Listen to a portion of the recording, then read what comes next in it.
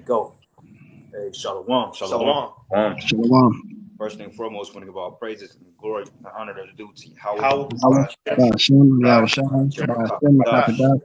Want to get double honors to the apostles and elders of Great Millstone and rule well. Blessings and salutations to the hopeful elect. Those in this gospel, brother, with the standard of Yahweh by Shemi Howard Shai, wherever they may be. Man, we're here once again, GMS Kansas City Camp, man. We're doing a live sit down today. We kind of discussed it last week because this polar vortex that swept through the Midwest and majority of the country. It just wasn't circumspect for us to go outside in that polar vortex because we got wind index up to negative 30 degrees. Okay, now it's dying down now, but you still have that after chill that still feel like below 5, below 10 out there. And we want to be circumspect and not be over righteous. So, we decided to come together and do the sit down camp. We thought about going out tomorrow possibly, but it's still gonna be pretty.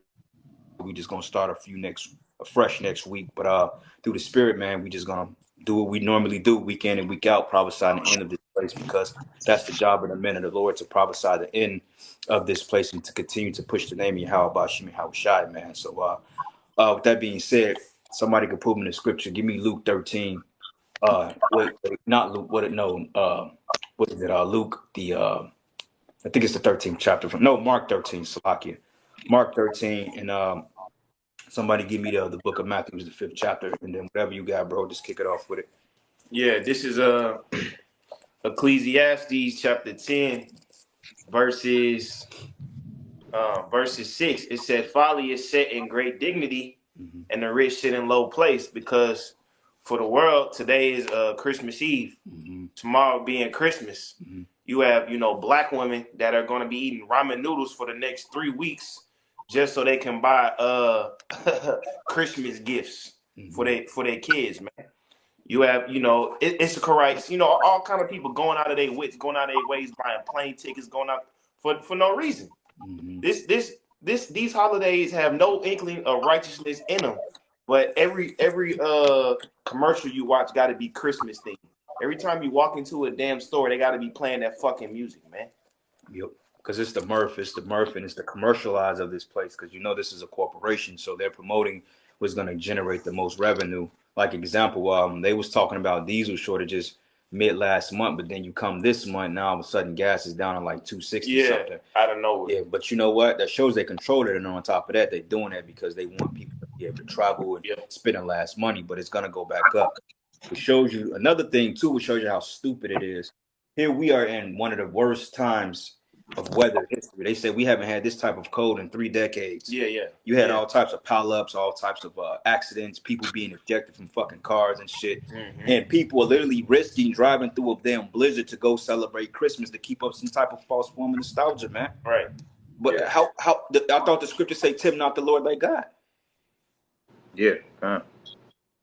And it's sickening, man. And when you look at this, brother, like if you look at the situation that we're in, we're around a bunch of dead people. Matter of fact, could somebody give me the scripture? It says, "Gross darkness cover the people." Yeah. Yep. Because it's ridiculous, man. And we're the only ones with some sense. I only been out of the house one time in the last 3 days, and that was to go to the store across the street to get some extra stuff, man. But we ain't fucking around in this shit, man. Yeah. Obligated to go give somebody Christmas presents, man, to travel and to do this shit for what? Yeah. Just to fight, just to feel some type of way about the nigga the day after Christmas? Yeah. You got niggas out there that ain't seen their kids all year, man. But they go out the way to get with this bullshit. Yeah, facts. The precept, this is Isaiah 60:1. "Arise, shine, for thy light is come, and the glory of the Lord Yahweh is risen upon thee." Right, the glory is upon us, man, because hey, we're the one that's working, we're the one that's moving, we're the one that's working through the spirit and pushing this word, man. Okay, and the word that we're pushing is spreading. It's like that wild olive tree, man. Okay, and the fact that the world is oblivious to the truth, okay, they ignore it, they don't really put any type of comprehension behind it, so therefore these people are in gross darkness, man. Okay, it just boggles my mind out there in Ohio on the interstate. I believe they had like a 50-car pileup, man. And Esau was manipulating the death toll. You had probably thousands of people that didn't die within the last year or two. Oh, yeah. Easy. Yeah, God. That's right. Precept. It's more on that. Verse Isaiah 60:2. "For behold, the darkness shall cover the earth, and gross darkness the people. It says darkness should cover the earth, and that's talking about a spiritual darkness, because the world, they're not enlightened to the truth of Yahweh Bashim Yahweh Shai, because the Lord has blinded the people. Okay, that's why when the men of the Lord come out and would speak, that's why people walk past the camp. This is why they fan their hand. This is why they write us off. This is why they challenge us. They come against our words. This is why they're contrary to the words of the scriptures, because hey, they're in gross darkness. Yes. You see, Christmas, that's gross darkness. New Year's Eve, that's gross darkness, man. Yep. Thanksgiving, that's gross darkness. Okay, it may appear, it may feel good, it may appease the flesh temporarily for instant gratification, but the long-term effects and the long-term damaging effects, if you're gonna be put to death, because it benefits nothing, man. Because how many PlayStations have people then got over the years, and then they end up killing their parents any goddamn way? Yeah. Yeah, kind. Yeah. Kind. It says, for behold, the darkness shall cover the earth, and gross darkness the people. But the Lord Yahweh shall arise upon thee, and his glory shall be seen upon thee. Yep, and that's being seen as we speak, because now this truth, man, everybody is noticing it. The people that's gravitating towards it, even the ones that's not, so to speak, dealing with it, but they're straddling the fence. But the fact that, hey, it's went into the gates of the nobles. Yeah. So Esau, Edom, he's ready to make a move on that. Yeah. Okay, he's getting ready to come down with great wrath. Like next year, they're talking about, hey, next year, maybe that may be the name of the New Year's Eve show. New Year's Eve of Destruction 2023, the year of impending death, man. Yeah, kind. Because a lot of people gonna drop dead next year from taking that you know what. Because hey, the scientists, the doctor said, hey, anybody that took it within 2 or 3 years, you out of here, man. Yeah. That's right. Yep. Yeah. It says, and the Gentiles shall come to thy light, and the kings to thy brightness of thy rising. All right. Lift up. Salaki. Now you got it, brother. It says, lift up thine eyes round about, and see that all they gather themselves together, they come to thee. Thy son shall come from afar, and thy daughter shall be nursed at thy side. So that's basically going into the kingdom, man. So now there's going to be a big lifting of a darkness, and then we're going to be that new light in the kingdom, you know? Yep, that's right. Because it's a transition of systems. As you see, we're going through a current transition right now. Okay, it's out in the old and with the new. The so-called white man is declining while the Israelites are on the rise, as it's prophesied in the scriptures. You know? But y'all brothers got it, man. We got another precept. It's the book of Isaiah, chapter 24, verse 11. There is a crying for wine in the streets. All joy is darkened, and the mirth of the land is gone. You know, so right now it's a spirit. Everybody's kind of barely holding on to this whole Christmas spirit. Nobody got no money to buy shit right now. Yeah. Motherfuckers is dead broke, man. The inflation for the food is so goddamn expensive. Hey, me myself, I hit my pockets trying to just go buy some fucking food. You can't afford it, hard to afford shit, man. Ain't nobody got money to buy gifts and shit this year, man. Everybody's kind of dragging through this whole Christmas spirit with their head down, because the Lord is stripping that damn mirth away. That's right. Hey, that's why the credit card companies going to have a field day with these delinquent motherfuckers, man, because people are maxing their credit cards out, man. Hey, that's weird you said that too, bro, because when I went to the store the other day, matter of fact, I had caught a stomach bug earlier this week. I had drunk some probiotics and shit.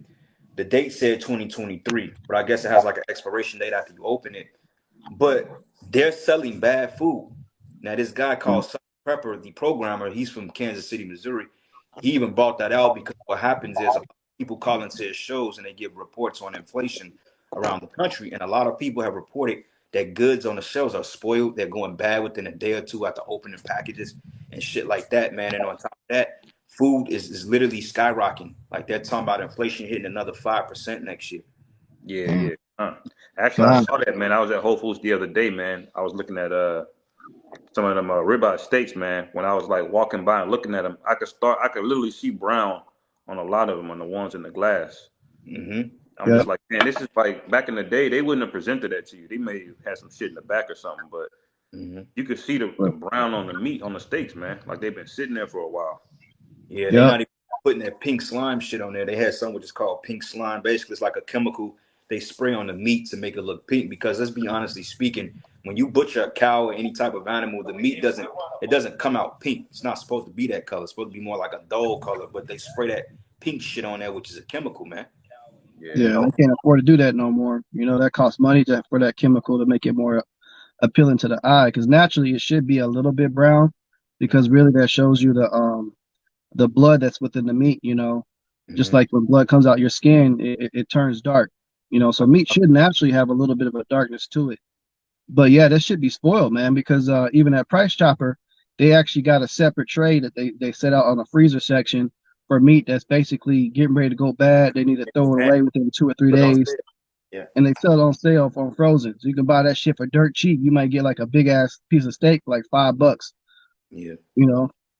Because like you said, the food is they selling spoiled food, man. Yeah, and your ass drop dead after that eating that shit, man.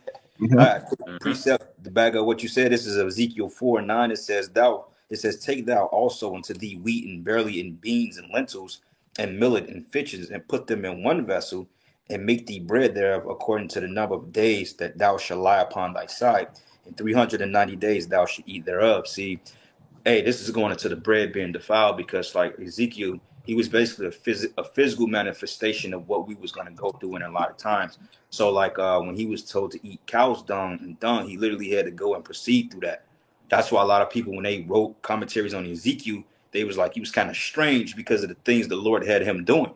You know, it's like, damn, why would you eat this particular dung? Why would you eat shit in order to just carry out a prophecy? Like when you go into the 5th chapter, and it goes into the butcher's razor when he had to shave his head and scatter 2/3 in the wind and the other fled. That represents the scattering of the 2/3 being destroyed, and he literally had to shave his hair, man, to put on that representation of what the Most High was thinking, you know. But this is going into the bread being defiled, like the brother stated. You know, the foods are bad, people are getting sick on it, and a lot of the shit that people are going through right now, as far as illnesses, the graphene oxide and all the stuff they had in the juice, it's in the food too. Because what we found out is that the spike protein, that's shedded from people that took the juice. And a lot of times people that deal with food preparation, they all juiced up, and basically it's getting in your bloodstream. So if your brother's been having like crazy symptoms of feeling kind of like lightheaded or kind of weak, or you having different heart palpitations, is because you're basically inhaling a spike, you know what, due to people taking that juice, man. You know what I'm saying? That's why everybody feel kind of fucked up, no matter how healthy you are. Even I've been suffering from it for damn near a year. You know, so it's just like, hey, and I know goddamn well I ain't drink the juice. So it's something going on, you know. So we just got to keep the Lord first, you know, because, hey, the scripture said a righteous should scarcely be saved. But it says, and of thy meat which thou shalt eat shall be by weight, 20 shekels a day, okay, because it was a measurement. Like right now, we get into the time now that we're not going to have an overly abundance of food or influx of food. So therefore, we're going to have to be circumspect, and we may go a day or two without eating. You know, you may go a day without drinking water whatsoever. So fasting often, getting your mindset in that to fast, to get your body built up to deal with that. Because these grocery stores, they getting ready to pull the plug on this shit, man. Yeah, especially when that digital dollar drops, and when this World War III cracks off, oh shit gonna go up. History always shows that, you know, they have rations, man. And the majority of the quality foods, that's gonna go towards the army to keep them going. You niggas is getting scraps, man. Yep. You know, a lot of you motherfuckers, you know, you think you too good to go back to eating noodles, man. A lot of you rich ass millionaire niggas, y'all gonna go back to warming up them noodles in the microwave, man. Yeah, kind of. You gonna love them shits too, man. You know, like, hey, shit, hey, I'm cool with a turkey sandwich and some plain chips, man. You know? Shit, hey. You know, but hey, fucking lunch meat, that shit is $4 and something now, man. Just for the basic ham, it's $4.50 something. Yeah. For a basic package of that shit, man. Yeah. It was $2.50 last year. Then it went up like fucking like 50% almost, like $4.50, man. Yeah. Turkey bacon, that shit is like $4. Eggs is like damn near $3 a carton. Right. And if you want some real good eggs, you paying about $10-12 for some eggs, man. And that shit was $5 a carton at the store today. I see eggs $5. Then there's $6 for a dozen of eggs. Man. And that this shit is not right. It's finished. I was gonna say, that's like grocery store prices, man. Like when you eat out this shit, man, that you getting ripped off. Yeah. You getting ripped fucking off, man. Cause hey, brothers, we used to go to we used to camp at Westport. Our first spot was Kane's Chicken Fingers, man. You get big joints. Now you pay for a damn Caniac combo, you getting little motherfuckers for the same price, man. Yep. Yeah. I was telling the bro Uriah earlier. It's this spot we used to go to, Tiki Taco, man. Good food. Like they'll feed you, bro. I paid $17 for a fucking kids meal, man. God, so all these places is cutting corners, ripping motherfuckers off. That's the spirit you say that, bro. Hey, you got to go to Tiki Tacos on Tuesday. They used to be $1, now they like $1.25 for the tacos now. But hey, no, I went to Five Guys yesterday, bro. This. Now, I was talking, man, bro. Like you get the junior. The junior used to be $5, and the small fry used to be like $2 something. Overpriced shit anyway. You be back in the day, you pay like $8-9 for a meal, but it's fulfilling. Man, I got a junior cheeseburger and I got a baby fry, and I paid $13 something. And then the crazy part about it is, after they fill your fry up, they supposed to take another scoop and put it in the bag. Man, I went, man, and then I got my bag, and then they didn't put the double scoop in there. I'm like, hey, bro, you got to put more up in here. I'm like, the fry was like a little cup like this, barely any in it. I said, dude, I paid $14 for this meal. You got to fill this shit up. Right. And he took the bag and he did it. But he's like, this is his company. Company policy says that we have to go with standards. I'm like, fuck your company policy, nigga. I paid $15 for this shit. Yeah, you broke. Five Guys should give you so much French fries, you couldn't even eat them all, man. Yeah. And if anybody know me, I love potatoes and I love rice, man. I would eat the shit out fucking potatoes, man. And they didn't fill the shit up. I was salty about that. They normally give you a whole bag full of fries from Five Guys. You go there, they just one scoop, damn near it overflows the cup, fill the bag, no problem. Yeah, that's crazy. They're cutting on that. And it kind of got you to not bitch about paying $12 for it, because at least you got a bag like this full of fries. So it's like, all right. Exactly. Now, he didn't even fill it up. I'm like, I looked at the lady next to me, the Edomite lady. I'm like, this shit don't look full. I was like, well, no, it doesn't. I'm like, they used to fill us up back in the day. What's up? Then the lady like, well, it's inflation, so it's gonna get worse, man. 2023, how about Shimei Ratazah, man? This shit picks up because, hey, honestly speaking, you people are too goddamn fucking proud. Okay, all right. And just to finish this off a little bit, brothers and man, y'all got it. It says, "Thou shalt also drink water by measure, a sixth part of a hin from the time thou drink, and thou shalt eat it as barley cakes, and thou shalt bake it with dung that coming out of men in their sight." Bro, that's shit. The food we're eating is equivalent to shit. The water we drink is shit water. And I know that for a fact because my job, we deal with a lot of wastewater treatment plants. When I say, brothers, the shit that they treat in this city and the shit we have to clean out of those, they call grit channels, man. A grit channel can be up to 40, 50, 60 feet deep down, all full of fucking sewer water, sand, shit, whatever it may be in there.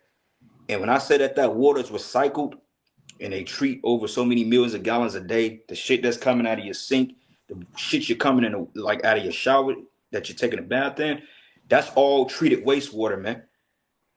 And they got like some 20-year plan here in Kansas City to separate the storm from the sewer, because they're supposed to run on two particular ways. But back in the day, engineers didn't understand that, so they kind of built the systems together. So you got storm water and wastewater running through the same goddamn pipes, man. That's wicked as hell. That's wicked as hell. Yeah. Yeah, we gotta get the fuck out of here, man. Especially when we went to the Ozarks and we experienced that pure spring water. Yeah, that vexes your spirit hearing that, man. Like, fuck, we gotta get delivered, man. I guarantee you, if we drunk a week of that spring water at the Ozarks, I guarantee you that will cure any illness we got, bro. You wouldn't get sick. Right, God. Yep. Yeah. Go down there and fill up some jugs, bro. God. Yeah, with a big copper vessel, man. Scoop that shit up. Just drink that for a week. Yeah. Right. Bounce back. I got another precept. If y'all bros don't got anything.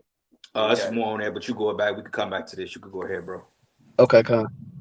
This is the book of Matthew 24:7 says, "For nation shall rise against nation, and kingdom against kingdom, and there shall be famines, and pestilences, and earthquakes in divers places." So Yahweh Shai, he told us that these things are going to happen. And we finally about to really be experiencing the famine part for real, man. Going into the inflation, when we talking about the experiences with the food and shit like that, hey, it's gonna hit. It's gonna hit, man. But what the Yahweh Shai said, you know, these things are gonna come. They're gonna come. We have to expect these things. And simultaneously, we're going through the pestilences too, Mm-hmm. you know.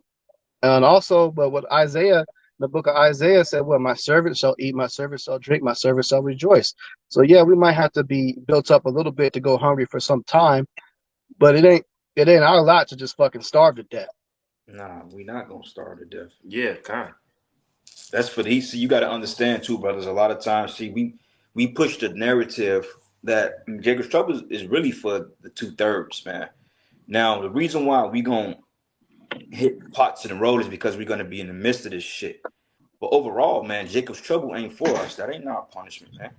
Now we do understand that persecution gotta come. They're gonna demonize us, but we gonna be delivered from that, whether it's through being put to death or whether the Lord is physically intervening and getting us out of hell, man. But that's for these people. Starvation, being put in concentration camps on, for the right reasons. 2/3 of Jake, them niggas need to be in a concentration camp, man. Kind. They deserve to be in there. You see the way Keisha act, bro? Yeah. Come on, man. Hopping out at the red lights, twerking on headlights. That a motherfucker like that needs to be put down like the dog. Yeah. Right.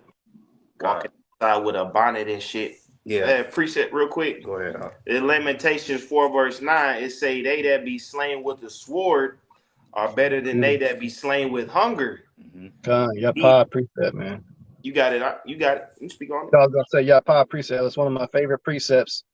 To remind you, hey, what's one of the worst ways to go, man? One of the worst ways to go is to die of hunger, and that's why the Lord got that type of judgment set up, and that's gonna happen to millions and millions and millions of these fucking Americans, man. Yeah. You know, the average fucking American, is obese, and they already got enough body fat alone, so where they can go damn near 2 months without fucking eating. But mentally, they can't deal with 2 months without eating. They about to go kill him, man. They're gonna lose their damn mind and start eating each other. Well, it's gonna fuck them up because for one thing, they're not disciplined. You know what I'm saying? And the toxins in their body, they're not gonna go 2 months because half the people that's obese is due to toxins and processed food. And if you go a day without eating, you be fucked up, man. You know what I'm saying? Right. You go hungry, that put a special spirit, that put a demon on you to make you want to do shit. Because you ask yourself, if people were so hungry, they're malnourished, how would they have the strength to even want to put anybody to death when you weak? Because how many of you brothers went without eating and felt like you couldn't even walk, man? Been there, done Your body goes into ketosis and so forth, but these people are gonna have a special demon on them, man. It's gonna be a form of desperation because the Lord is gonna put that death spirit out here. Yeah, God. That's right. And the hardest part of fasting is day number 3. When you get hit with the third day, that's when it gets hard to continue to go forward. If you ever done like water fasting or liquid fast, when you get to day number 3, that's the most difficult part. They say if you can make it past the third day, you could finish the water fast, because it's good to do a water fast for like 7 days. But day 3 is when it gets bad, man. So day 3, these people not eating, you're gonna start seeing some pretty chaotic shit going on. Yeah, especially when you're raised in a society that tell you to eat 3 times a day. Yeah. Yep. You know what I'm saying? You got to eat breakfast, lunch, a snack before dinner, and dinner. I ain't 8 times a day in a long Right? time. Yeah, that's what I'm saying. We ain't done that in a minute, man. But Esau, you got to eat them like that stick to that routine. On top of all the unclean foods that they eat. Yeah. You see? And notice it's always a bunch of sugar they recommending you, like cereals and these different milks and sugar, shit like that. Stuff that gets you addicted. So not only are you eating 3 times a day, but you eating shit that you're gonna get addicted to, man. So now you're eating 5 or 6 times a day. And Right. now 70% of Americans, got no control over their diet. But I had a precept if I could. Yep, you got it up. Show you this, the Lord uses famine to judge people. It says Ezekiel 5:15.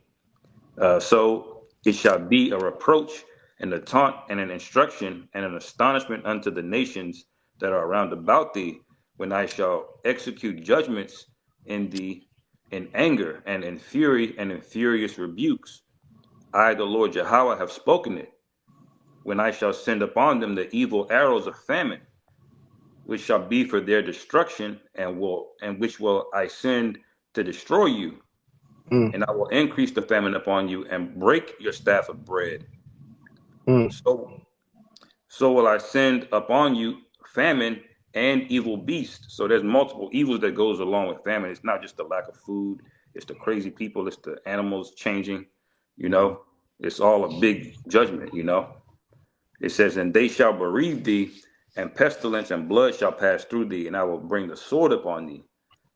And the Lord Yahweh have spoken it. And you notice that the sword and the famine usually go hand in hand when you hear these prophecies being spoken about. They're usually very near to each other because there's a behavior that goes on when people can't find food. God.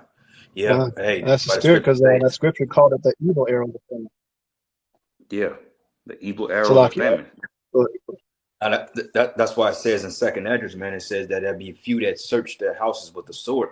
Yeah, for lack of bread. Yeah, because it's gonna get real, bro. Like I was watching a movie yesterday. I think we all seen it. It's called Silence. It's about this tunnel they dug up. Esau's always experiment with digging up shit and relics, and allegedly this relic was from thousands of years ago, which we know that's cap. But basically they dug up these creatures, man. Basically at the sound of these creatures attack basically when they hear sound. So everybody had to kind of learn sign language and they had to be silent. But they showed you in that movie how, man, they was on the road and they had to go from place to place to find food and pick up supplies, man. Because I always like to refer that game to Last of Us Part 2, the first one as well. And that's a spirit they're coming out with a TV show about it. But it basically deals with a post-apocalypse scenario in America when this zombie, what broke out, which they're talking about that anyway. And people was transformed into these living creatures that like to eat flesh. And the city of Americas was just totally chaotic. Everything was broken down. And you had to fend off zombies. You had to fend off other militias just to find food and survive. So the times we coming into, man, this place is going to be just like that. Because like these cities are going to be casted down, man. Ain't nobody going to be in these complexes or these buildings. Have people dead on the streets, man. Dead in their apartments, dead in skyscrapers. Fucking grocery stores, Walmart's going to be boarded up and derelict, man. Yep. We're going to be walking around. It's going to be like The Last of Us, man. You may have a backpack on. Infrastructure is totally collapsed, man. Cloudy day. It's going to be crazy out here. You know what I'm saying? And that's the reality that's coming because the scripture said so. That's why the scriptures go into, they should build the desolate cities, because these cities are going to be without inhabitant in a little bit. For all the death, the chaos. It's going to take one day for people's mindset to change here, bro. Yeah. That's right. That's right. These people are going to really lose their minds, man. They're going to become what they said. What did Joker say in that movie? He said, when you see the chips are down, he said, these people, they'll eat each other. He said, you will see. He was right about that. That's why that's one of my favorite movies, man. Joker was hitting you with the line. Yeah. And he was in the right spirit, man, because, hey, he didn't want money. He didn't care about that. Because Alpha said, he said, certain men just want to see the world burn. Well, hey, was Joker in the wrong spirit for wanting to see a wicked-ass world burn? Yeah. No, he wasn't. He was in the right spirit. Fucking wicked world, man. Hey, precept. Yep, go ahead, bro. Did Matthew 24, verse 10. It said, and then shall many be offended and shall betray one another and shall hate one another. Man, where you get that bread from, man? Yeah. Yeah. A lot of these motherfuckers that linking up for Christmas and they holding hands and blessing the Christmas dinner in the name of Jesus. Man, they gonna say fuck their cousins, fuck their auntie, fuck their uncle, man. It say many shall be offended and shall betray one another and shall hate one another. And many false prophets shall rise and deceive many. And because iniquity shall abound, the love of many shall wax cold. See? And just as like bro is saying, like when that system crashes, you're gonna bring back a bartering system, man. And a lot of these motherfuckers gonna barter people. Yeah. A lot of these fucking bitches gonna get sold off for a fucking snack size Cheetos. Oh, you women going for women going for that bitch going for a water bottle, man. Hey, you women going for the low, man. She out there for a Lunchable, man. One of them little Lunchables. Yeah. They're gonna better Yeah, butter off original. for a small Lunchable, not a big one. The bitch goes Man, for giving a this toy and a Big Mac, bro. The toy and a Happy Meal. If you get that toy, you can have her. God, Like, damn. man God. his whole daughter for a Uh, bag of Doritos, man. Yeah. You get the That's burger why. for the food that ranch. What? also goes to show too. Yeah. That Because goes think to about show too, man. Because Salakia. Well, go Nah, ahead, go bro. ahead. You got it. Nah, you got it. Yeah, I was gonna say too, because that the whole concept of y'all was speaking on eating 3 times a day. You know, Yeah. that was a big thing that Esau really pushed out to gain more control over the masses for his future plans of creating a famine, a false famine. You know, because when you look at it, think of it this way: when you got animals or pets, you get them to become more obedient to you by taking away a certain amount of food. Like for example, I got chickens, right? Now the chicken, them little motherfuckers is hard to catch. They'll run away real quick from you when you go try to pick them up. Now, if you don't feed them for a good day or so, and all of a sudden you throw corn, and they come in, they sprinting towards you, man. Yeah. They start becoming more manageable, more trainable. So that's what Esau's gonna do with the MOTB. So, hey, we got food. You guys are hungry. If you want to eat, take this Right. chip in your hand, man, and then you can eat as much as you want. Oh, you can also come to this center here. It's safe. Come on here to Yeah. this FEMA center, and we'll take care of you real well here. You know, Yeah. so if everyone's already conditioned to eat a certain amount of times per day, that makes the starvation that much more harder for them to deal with. Because in the ancient world, you could go a couple days without eating, no problem. You know, people they weren't conditioned to eat this many times a day. It wasn't possible. You couldn't store that much food. They didn't have refrigerators back then. You had to eat what you got, and you had to eat it on the spot. It was spoiled. Right. That's why So a it's lot going of to be times, real bad, and people are going to be real miserable when that time comes. yeah, like when you slaughter an animal in the ancient world, man, that's why a lot of times you had abundance, you give out the abundance of what you dispose what you're not going to use. We ain't have, like you said, we had no deep freezer. We wasn't sitting there for 2 weeks, man. Like during the time of the Passover, the Lord said you Right. got to eat that, and whatever Right. you don't eat, you got to dispose of it quick, you know. But going back to what you're saying about MOTV, well, even in that situation, they're gonna have a limited control. With it, people gonna have like certain tokens or certain like it's kind of like a sort of a credit based system. Like right now, you have people that buy things based on their credit. Depending on where your credit score is, you may can get a house, you may can get a car versus another person. He may not be favorable like that. So even when the MOTB is going to be set up under a social draconian type setup, meaning that even though you may get the MOTB, you got to still be in good standing because certain people may only be allowed 20, 30 credits a month. Certain people may be allowed 100 credits a month, 200 credits, 300 credits. And this is the reason why everybody is tripping over the new coming CBDC because when they do the money transfer and they do the whole thing when they get the cash out of here, a lot of people gonna lose money, stocks and bonds. They're gonna lose escrow accounts, lose a lot of shit because of the coming wealth transfer, man. And that's why everybody's protesting against it now. But see, that's gonna be the line that break the camel's back because this new pestilence that they got and on top of the CBDC, that's gonna be the Superman in order to get so-called society back in order. But shit gonna be so turned up to the point people ain't gonna have trust in the government anymore. That's why now they're talking about this new variant coming out. Back in 2019, they start experimenting with it, and then all of a sudden it hit in March of 2020. Same thing now. They've been experimenting some shit. It's called what's that shit called, man?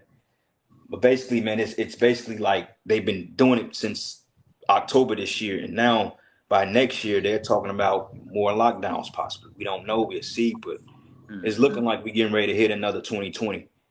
Right, And right. and when that happens, Mm. this place is gonna shut down, and what's gonna save that is this CBDC allegedly, but we'll Right. see. Yeah, kind. And it can happen quick too, man, because it only took Esau about 3 months from it hitting the news to actually being a reality.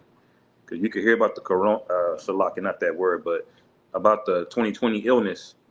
Like about December that year is when it started picking up in the media. By the time March came, Mhm. shit was literally locked down.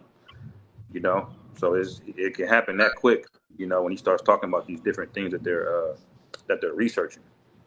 Yeah, because the Lord's judgment is quick, and when that happens, it's not gonna recover. I don't see it picking back up from this point. Yeah.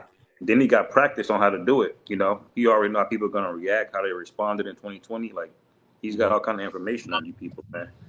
You know. God. Well, I got a precept here. This is the book of That was a test run. That was a test run for them to gain all their information. God. Well, this is a precept here. This is the book of 2 Kings 6, and I'm going to start at 24. It says, and it came to pass after this, that Ben-Hadad, king of Syria, gathered his host and went up and besieged Samaria. And there was a great famine in Samaria, and behold, they besieged it, until an ass's head was sold for 80 pieces of silver, and a fourth of a cab of dove's dung sold for 5 pieces of silver, man. You're selling bird shit, okay, and what it says here, it says calf's dung and an ass's head for 4 pieces of silver. You know how much 4 pieces of silver was worth back in the ancient world, man? That wasn't a light load for nothing. Somebody said, well, look, if you want to, let's say somebody said you want to eat a dead cat, give me $100,000 in cash right now. I can let you eat this dead cat. You're gonna look like, what the fuck are you talking about, man? But that's how real it's gonna get out here, brothers. Right. All right. And we don't know how to stress that enough, because honestly speaking, the times we get ready to enter into, we haven't even experienced it. That's why it's gonna be a shocker to us. Like, okay, how we gonna manage through that day? We don't know. Just having faith. Yeah. But it's gonna be a new walk for everybody, because ain't no guarantee that we gonna be together in that day. Ain't no guarantee that I'm gonna be able to link up with this brother and say, hey brother, this is going to proud. Whatever we find, we gonna split the two, we gonna split it among us, and we gonna survive this shit. You know what I'm saying? This brother may be on a run from Esau. I may be fucking hiding somewhere. You may be in a concentration camp. You may be stuck somewhere. You never know how it's gonna play out, man. And all these fucking people taking this time for granted, man. Like our families, man, they are through, bro. My mom, I spoke to her the other day, man. I just said, hey, Lord, have mercy on this woman's soul. That's all I can say.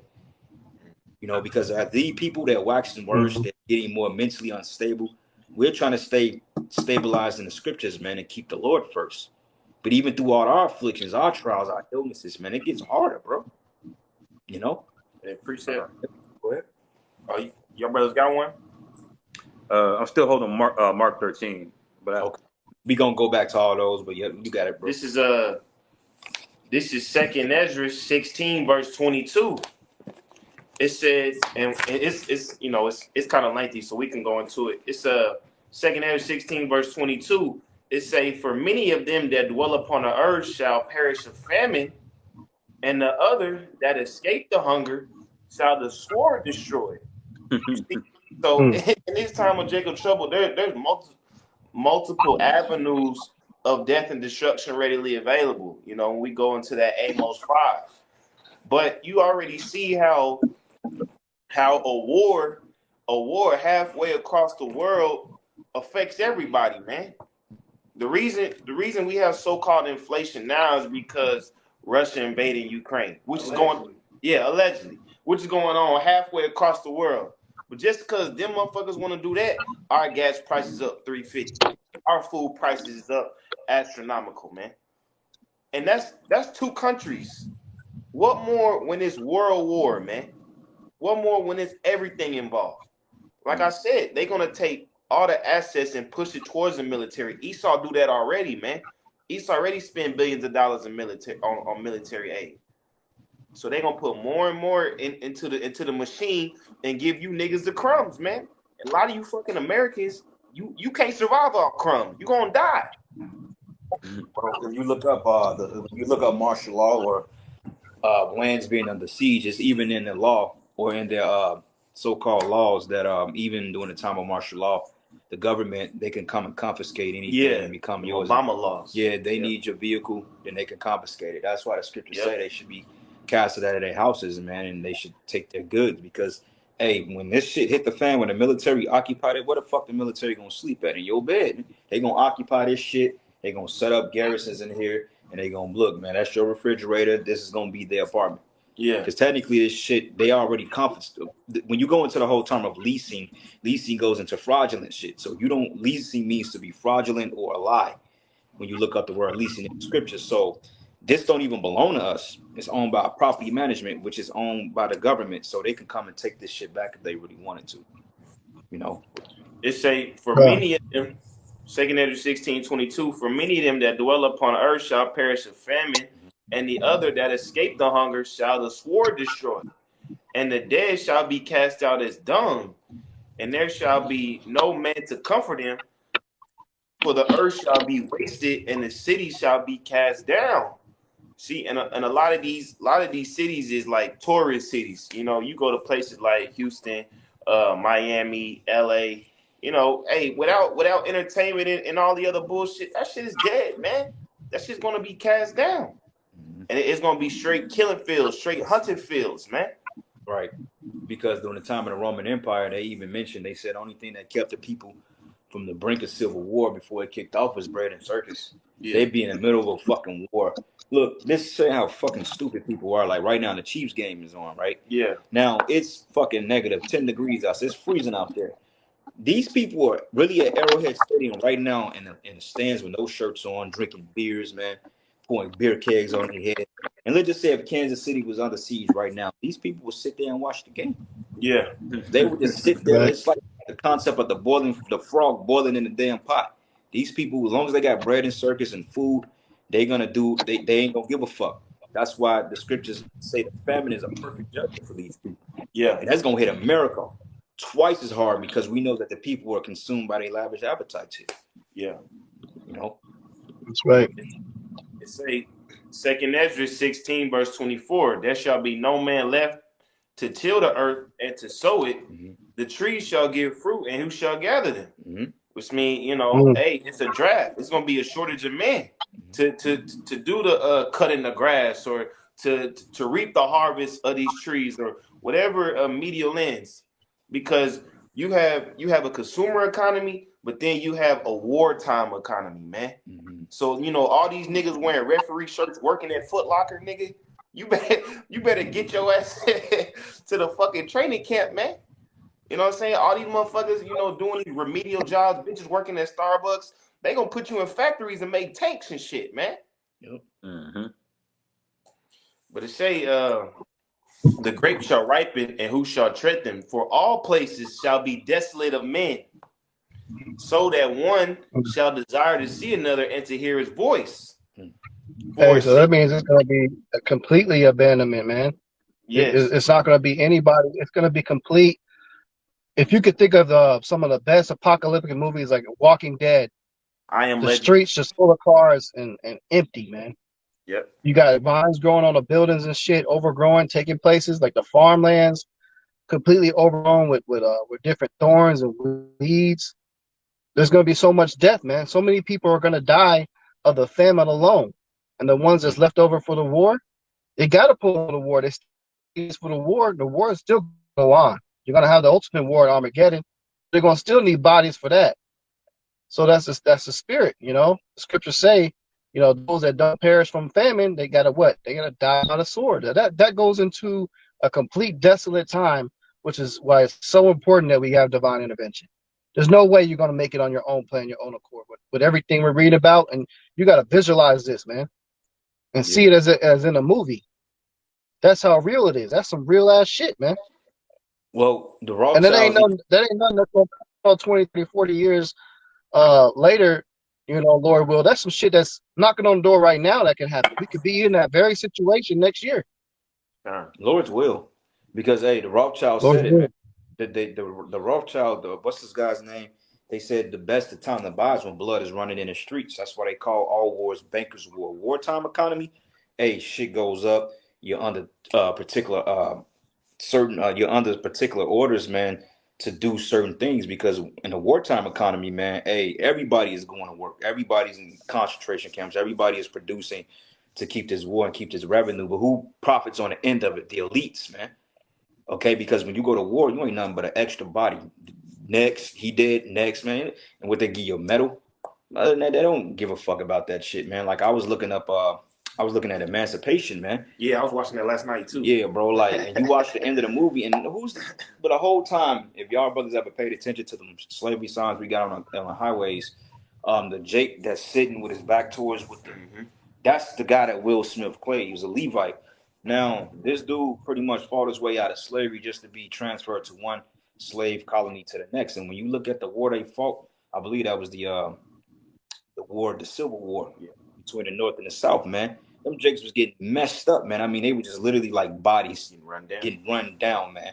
No strategy, no none. They were just running in front of fucking, what you call them cannonballs, man. It was crazy. But basically, you go to war, you're just an asset, man. You're not cared about. You're not loved. You're expendable at the end of the day. You're expendable. So why the fuck you want to fight for something like that? Especially without a cause on the back end when Esau makes the money. You think the Rothschild gonna be out there with a fucking M16 in his hand in the mud? Maybe Bush would have, but you think the David D. Rothschild is gonna be out there? Hell no, man. He's gonna be on his jet skis in the Appalachian Mountains somewhere, drinking the finest wine, while you over there getting your goddamn head blown off. Yeah, kind. So fuck this place.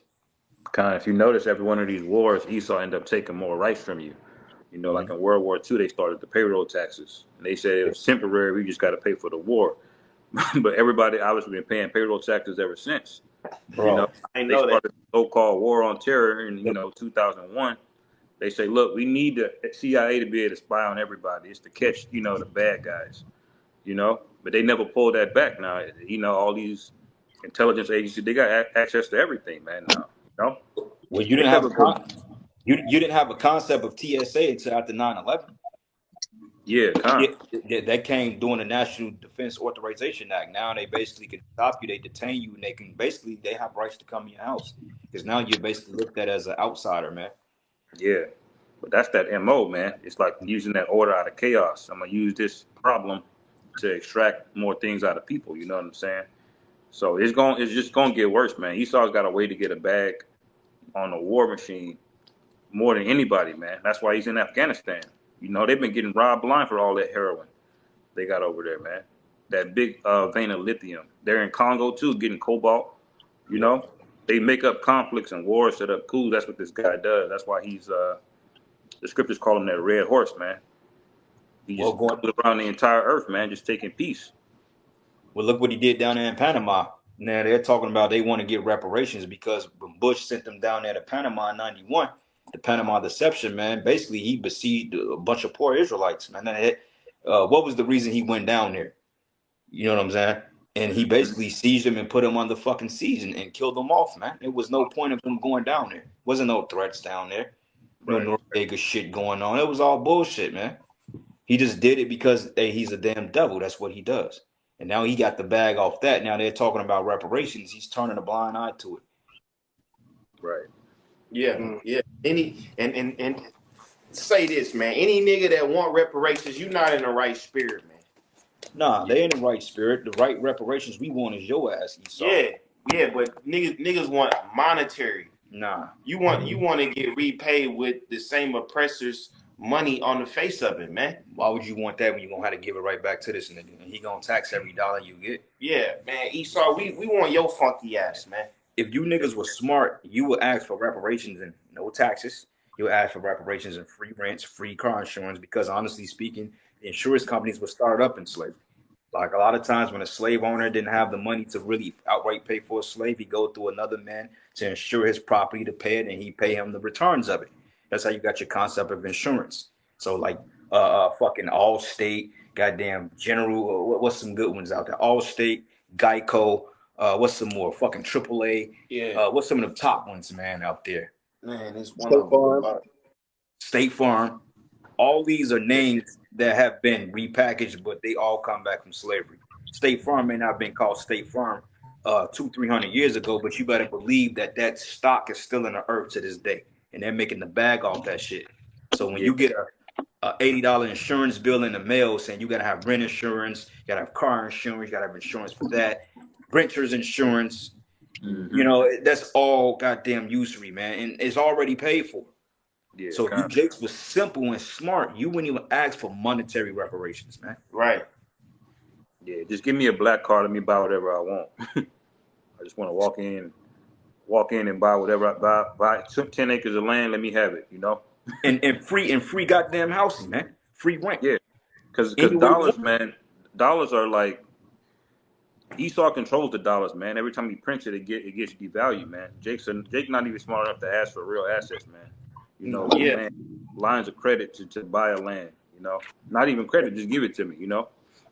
But that's the spirit, because Jake, they don't want autonomy, and I got that definition. Merriam-Webster for autonomy, it says the quality or state of being self-governing. Definition 2, self-directing freedom, especially moral independence. And the dude in that movie Emancipation, he was going into that. He was like, is it true freedom if you're not allowed to do what you want, or are they allowing you to do what you want? You see, when you have freedom, you had the ability to govern yourself as you choose, man. A sovereign. Right. Now, if these motherfuckers give every Jake $300,000, you still can't run a fucking red light. You still can't do certain things because of this. You still can't put undesirables to death, man. Right. That's the difference. We don't want that. We want autonomy. We want the ability to execute the law, statutes, and commandments in this world, man, with free reign. Right. I would say even on top of that, only the Most High knows how much we should actually get paid back. We don't know all wickedness that was done, you know. So we can't ever ask for the correct price. You know, the Most High knows that, man. What's that scripture? Is it in Jeremiah or Isaiah when it says, "Is Israel is he a homeborn slave?" Oh yeah, there too. I can pull that. You got it. Yep, no, Isaiah, no, Jeremiah 2:14. I got it. Says, "Is Israel a servant? Is he a homeborn slave? Why is he spoiled?" And the question is he a homeborn slave, man? Because when you looked at the concept of Jake in Egypt, they didn't want to overthrow the Egyptians. They was cool with getting the bare minimum, man. Yeah, they want to go back. Yeah. Nigga. like I knew this Israelite that wanted to leave their job, a good paying job, all because they wasn't working hard enough. I'm like, are you serious? Nigga gonna tell me, man, I don't do enough work here. It's too easy. I need to work. Do enough work. I said, let me get a good paying job not doing nothing. I want 2 of them shits, man. You know what I'm saying? Because it's just like, you got to have a ruling class mentality. I don't want to sit hand in hand with this fucking guy, man. Because the scriptures tell you if you sit hand in hand with Esau, he's going to seek to overthrow you. Yeah. So you, Jake, you don't learn from your mistakes. That's why the scriptures say be there, prick there with, man.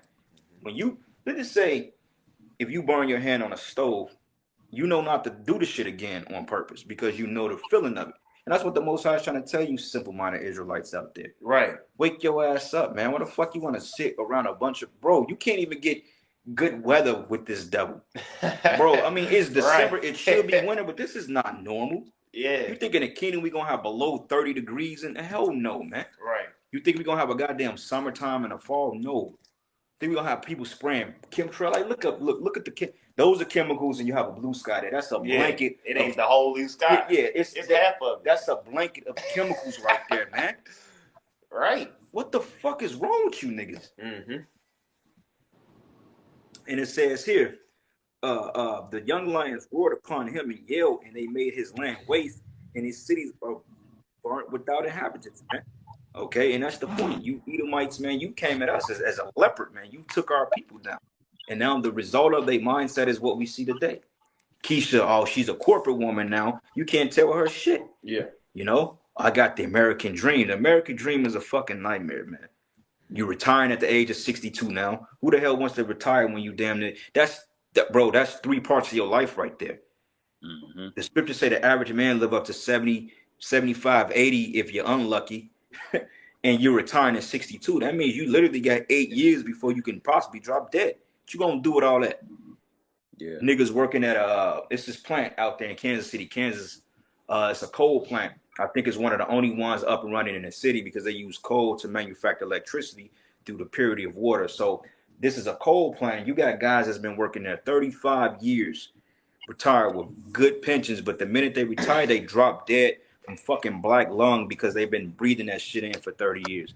And is that a way to live? Here you got a $300,000 retirement pension, but you fucking dead.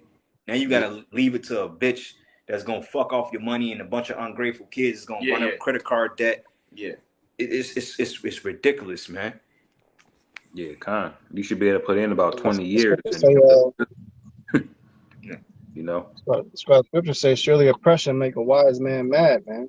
Jake not Right. thinking about all these things. You know, they're so concerned and trusting Esau and accepting their God that everything's good, and it's not good. This shit is really fucked up, man.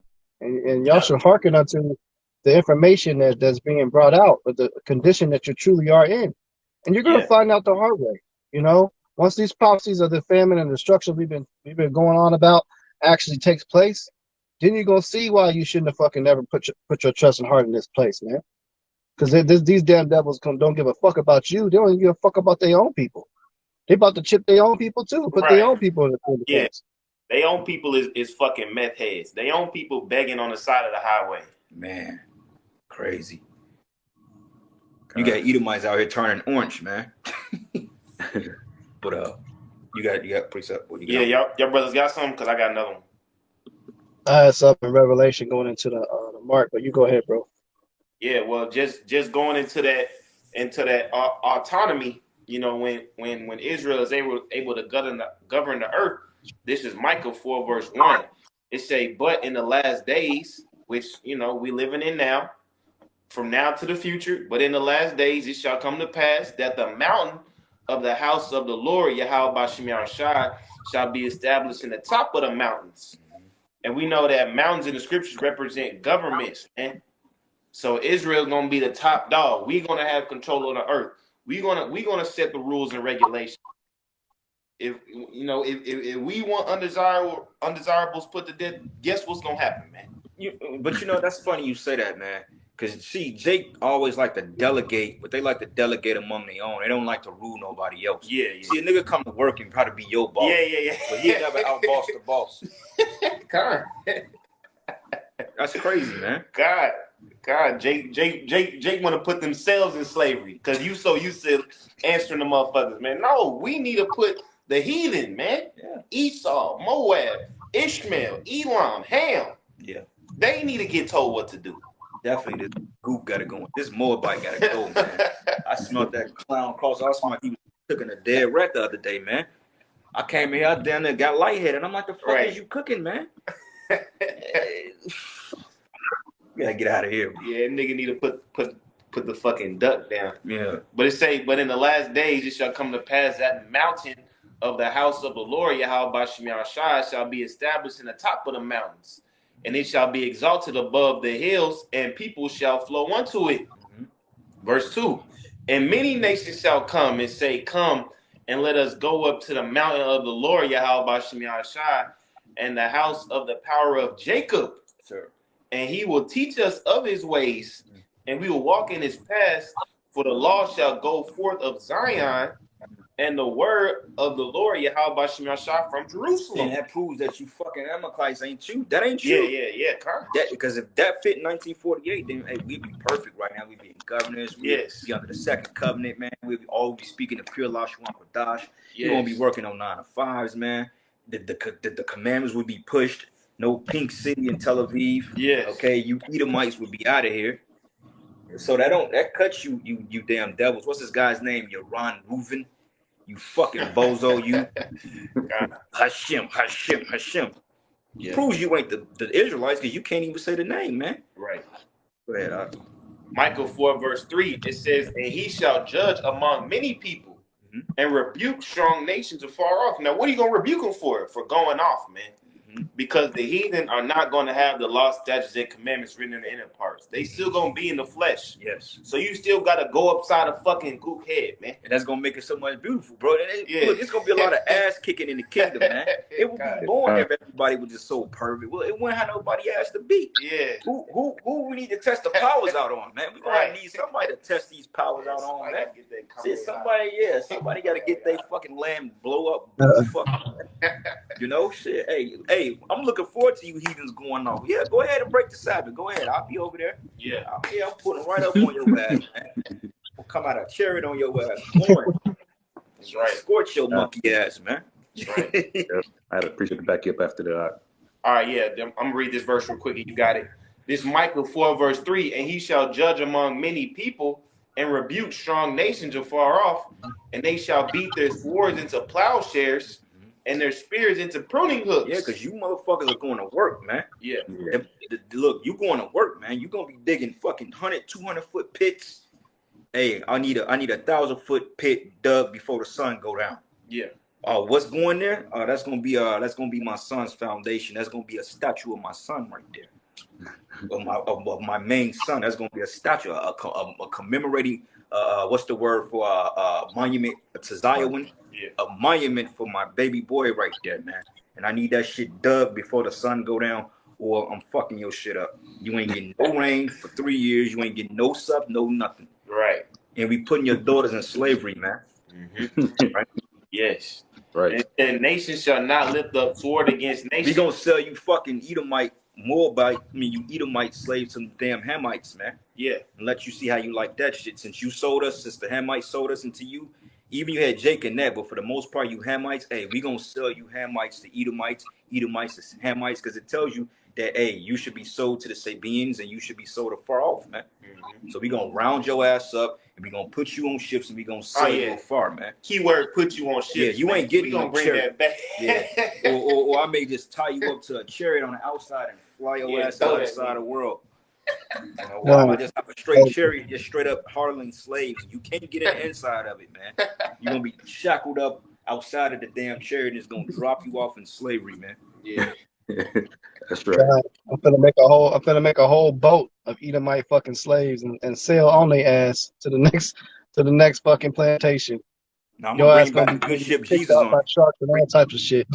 Yeah, that good ship Jesus, which King Henry VIII from England funded. I'm gonna bring that back, man, and put you Edomites on there. It's gonna be called the good ship Satan. God damn it, make a mockery of us.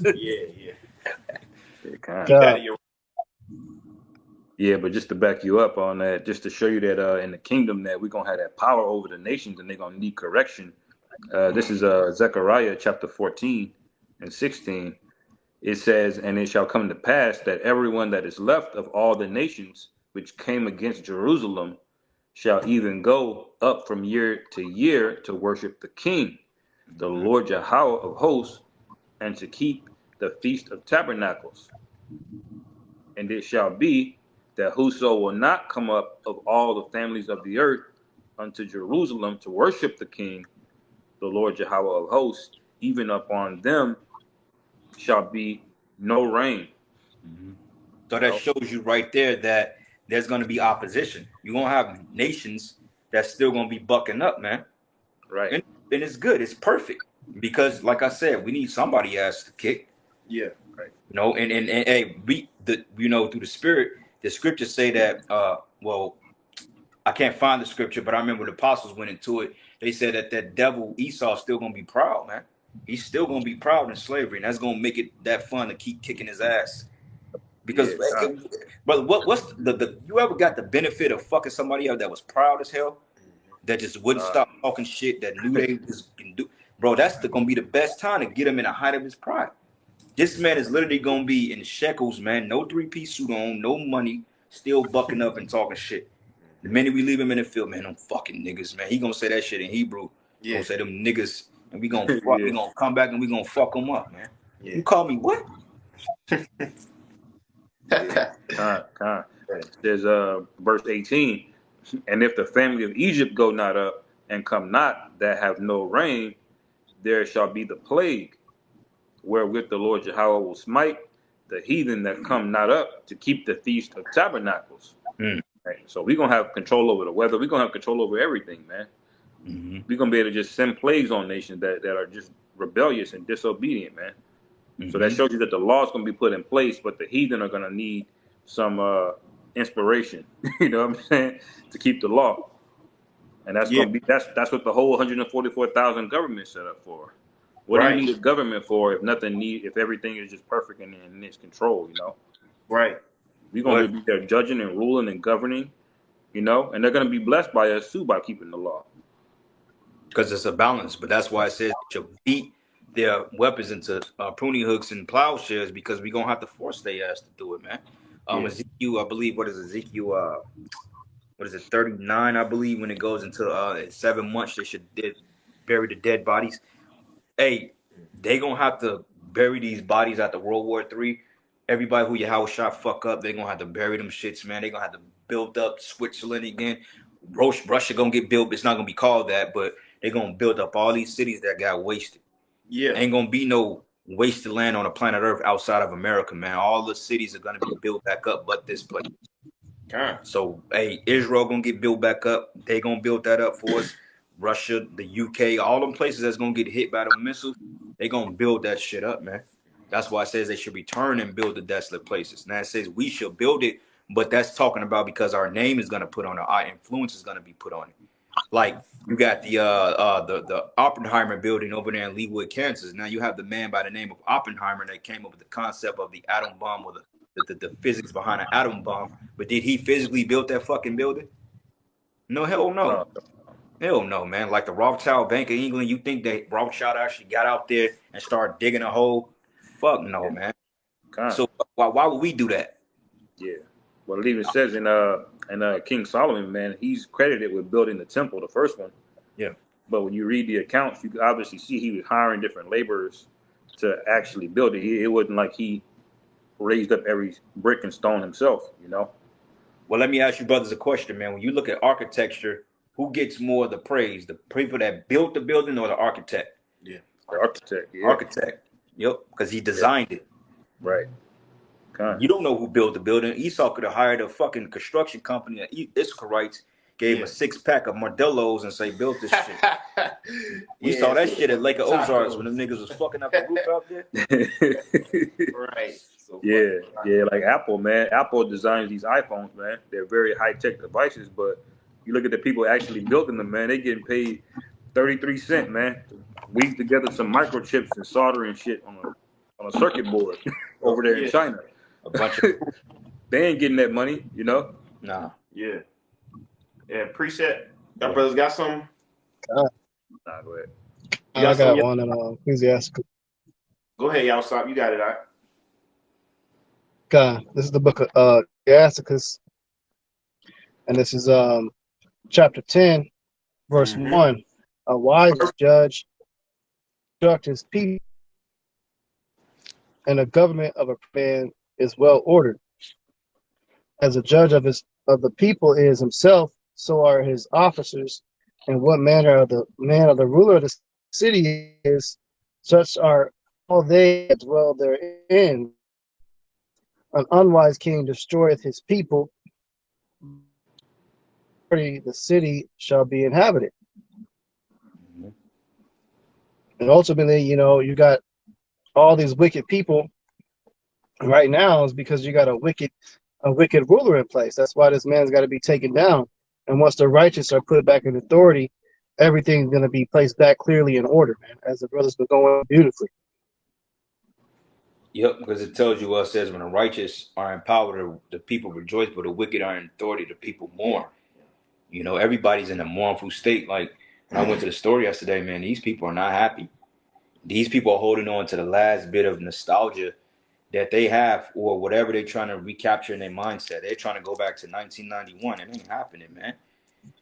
Back in the day, you remember when we were all kids and shit, we had the snowy Christmas, the big Christmas tree up in the damn house, eating the cheese pizza, watching Home Alone and shit. Yeah. And nothing to worry about. You was 5-6 years old, knowing you was going to get the PlayStation and some Jordans, nigga. You weren't worried about shit. Playing that Jackson 5 album. Hell yeah. And you had to worry about is going to school and throwing snowballs and shit. People trying to recapture that, but it's dead, man. Right. The old sitcom years and shit, bro. Yeah. But you see what the truth does for us, man, because these past 15, 20 minutes, we having like real like government ruling body conversations, man. You would never have this conversation. You would never even think on this level in the world. But now here we are thinking and prophesying, not just thinking. This is prophecy because it's gonna come to pass. Here we are prophesying on how we're gonna rule the world for eternity, man. Yeah. And it's the Wadi Al-Bashim Shah. We had the ability, the Lord wanted to be part of that. Yeah. Because the Lord said, the meek should inherit the earth. On our mindset is governance and dominance, man. Yeah. We're tired. We need it, man. Like I was looking up some things the other day in Switzerland, the Swiss Alps, man, parts of Italy, man. Bro, I'm gonna be all through Italy, man. That motherfucker, boy. them hill, man, Mediterranean, man, out there in Greece, bro. Just the hills alone. Right. It's, bro, my thing is beaches, sand, and sunsets. That's my thing, brother. If we got some lakefront property, brother, you better believe I'm gonna be there, man. God, definitely, man. No, because that is nothing. That's just peaceful, man. But you can't convene that to a Jake in the world. Jake gonna look at you like, nigga, what the fuck are you talking about? And you gonna look at him like, what the fuck are you talking about? All they know is a project building. And only they know is folly and fucking 21 South. Yeah, the gas station down the corner, man. Yeah. We think about the whole earth in general. Yeah. But this is Revelation 21, verse 1. And I saw a new heaven and a new earth, for the first heaven and the first earth were passed away. So that's the rulership. Yeah. Yeah. It ain't just a whole new planet about to come out of nowhere. No, the earth is about to be refreshed, man. Right. You see, and part of that refreshing is doing away with remnants of the old system. Mm-hmm. Doing away with all these fucking skyscrapers, doing away with all these dead bodies, you know, all this plastic in the earth. We about to do away with all that, man. Oh yeah, just fucking. We gonna have nations alone, and you Hamites, you good at the seas, you good for navigating the seas, you good at that. Y'all gonna clean up the damn oceans, man. You literally gonna get your ass down there. You gonna get all that plastic out of there. You gonna clean that shit up, man. Them oceans are going back to pure. Okay, to the point we're gonna have crystals, we're gonna literally have jewels. Yeah, you see through. Yeah, to see through the damn ocean. You're gonna be able to see to the bottom of the Mariana Trench, man. You know what I'm saying? So you're gonna have. Hey, the scriptures say you should seek out continual employment. Ain't gonna be no unemployment. Hey, you ain't getting no furlough package in our kingdom, man. Yeah. But when you get out of your slavery, y'all gonna still have regular jobs. Y'all gonna be getting paid for it too. Y'all gonna have nice little pensions and shit like that, because we are gonna take care of you, unlike your rulers. When you get out of your captivity, y'all have some decent shit, man. You're gonna look forward to coming to work for us, man. Yeah. How you doing, master? How you gonna bow down? Because you know you're gonna get that bag at the end of the day. You're gonna get paid every fucking day, man. You have enough wages to solidify your living, man. That's a good point. Yeah. We gonna do the nations right, man. Yeah. We gonna chop them off, man. He get paid every day. Jappet, if you work in a palace, Jappet gonna get hit with some, man. Look, hey Jay, look, I need you to go over there and cook up some of that cold, that Honolulu chicken shit y'all make, man. Give me some of that Molokai chicken, man. You know, put the peppers and shit on there, and you can stand and watch the premiere of America's Band Destruction, man. Yeah. All right, and hey, you know, here's a good tip. I'll toss you a gold coin, man. Go take care of your family. We gonna do that, man. Yes. Yeah. That's the balance of it. Yeah, we talking about we gonna fuck you up, because that's part of it. But we gonna do you right. We ain't gonna be like this Edomite, man. Right. Yeah, that's right, bro. Revelation 21, verse 2. And I, John, saw the holy city, New Jerusalem, coming down out of heaven, prepared as a bride adorned for her husband. And that's the elect coming out of the ships, man. Once we get out the ships, you know, after we get the crowns from Yahweh Shai and we have our feast, man, it's work time, man. You know what I'm saying? Obviously, as we all say, it's gonna be bro had dropped out. Obviously, it's gonna be as Apostle Har said in one of the lessons he did this week, it's gonna be a lot of sex in the kingdom, but sex is not the primary focal point of the kingdom, man. No. The primary focal point of the kingdom, you know, for the first few years is restoring the earth and building our shit up, man. Great one should become a great one should become a nation, man. Yeah, it's governing, it's putting things back in order, because we know how out of order this place has been. Yeah. But I'm gonna wrap it up. Revelation 21, verse 3. And I heard a great voice out of heaven saying, behold, the tabernacle of the Most High is with men, and he dwelled with them, and they shall be his people, and the Most High himself shall be with them and be their power. And the Most High shall wipe away all tears from their eyes, and there shall be no more death, neither sorrow nor crying, neither shall there be any more pain, for the former things are passed away. And he that sat upon the throne said, behold, I make all things new. And he said unto me, write, for these words are true and faithful. Yep. That's right, brother. Yeah, well, I mean, at the end of the day, these are things that we can count on, man. Yeah, but as I said, the tabernacle of the Most High starts with men. So it's all about calling these hopeful elect members in here and you know, if they're sincere, edifying them and putting them in that mentality, man. Breaking them out of out of that hood. Oh, my block, my city. Only thing you know is a gas station around the corner. No, we think bigger, man. We think global domination around here. Because the scripture says, our job to bind up the captives, man, the brokenhearted, man, teach, giving hope to the liberty, proclaiming liberty to the captives. That's the job, man, for real. Yeah, we talk about the destruction, but there's a flip side on that too. And then, we get into that about the kingdom of heaven. Somebody want to get Tobit, the 13th chapter. If you ain't got anything else, get Tobit 13. Also, get that in Isaiah 57. Isaiah 57 is a good chapter to go into it too, about the redemption, man. But what you got, brother? Y'all, what's up? I'm gonna grab that Tobit for you. Tobit 13. You got something, you rock? Yeah, I had Jeremiah 30. Okay, yeah, bring that out. This is Jeremiah chapter 30, starting at verse 18. Thus saith the Lord Yahweh, behold, I will bring again the captivity of Jacob's tents. And to bring again means he's basically gonna bring us out of it. It doesn't mean we're going back in. It says, and have mercy on his dwelling places, and the city shall be builded up on her own heap, and the palace shall remain after the manner thereof. So it's basically saying right there, Jerusalem's gonna get flattened, and we're gonna build it back up on its own heap in that very same spot.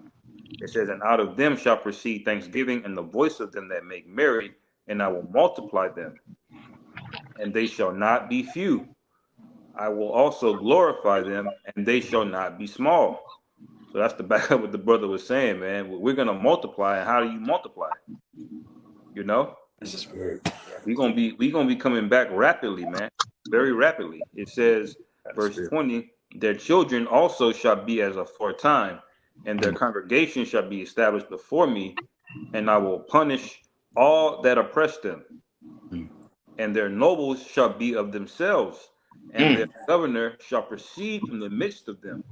Meaning we're gonna have the people that rule over us are gonna be Israelites, man. Yeah. We're gonna have our own government. We're gonna build up things on from us, man. Yeah. That's the real building, not this black conscious bullshit niggas try to sell you on this side. No, this is gonna be a real revival of the Lord's holy people, man. Yep. Because like when you look at this, the construction of Solomon, the temple of Solomon, it took how many years it take? I think it was what?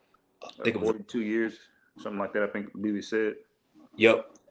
But to actually build up the infrastructure, I don't think it took that long. But it might have been the second temple, Salakia. Yeah, I think it was like 11 to 14 years, something like that, Salakia.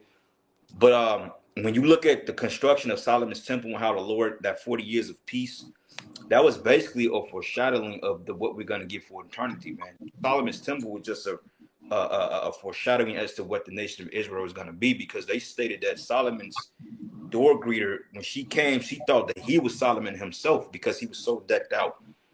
Yeah.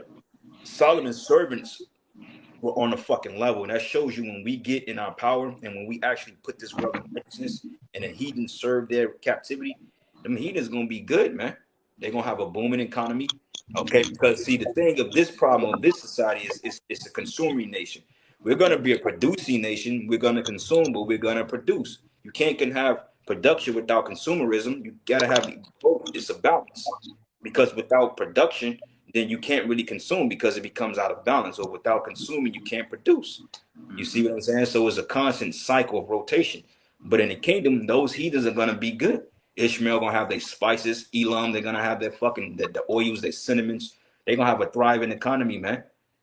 And they're gonna come to us for whatever they need. Hey, well, look, man, I need a plot of land. I need a loan, or I need something on this particular land, and they're gonna go to us, and we're gonna give them the go ahead. Okay, you can build there. Well, you can't build there because that's this territory, but you can build there and set up your business here. Then you proceed forward, and we gonna get the returns of it.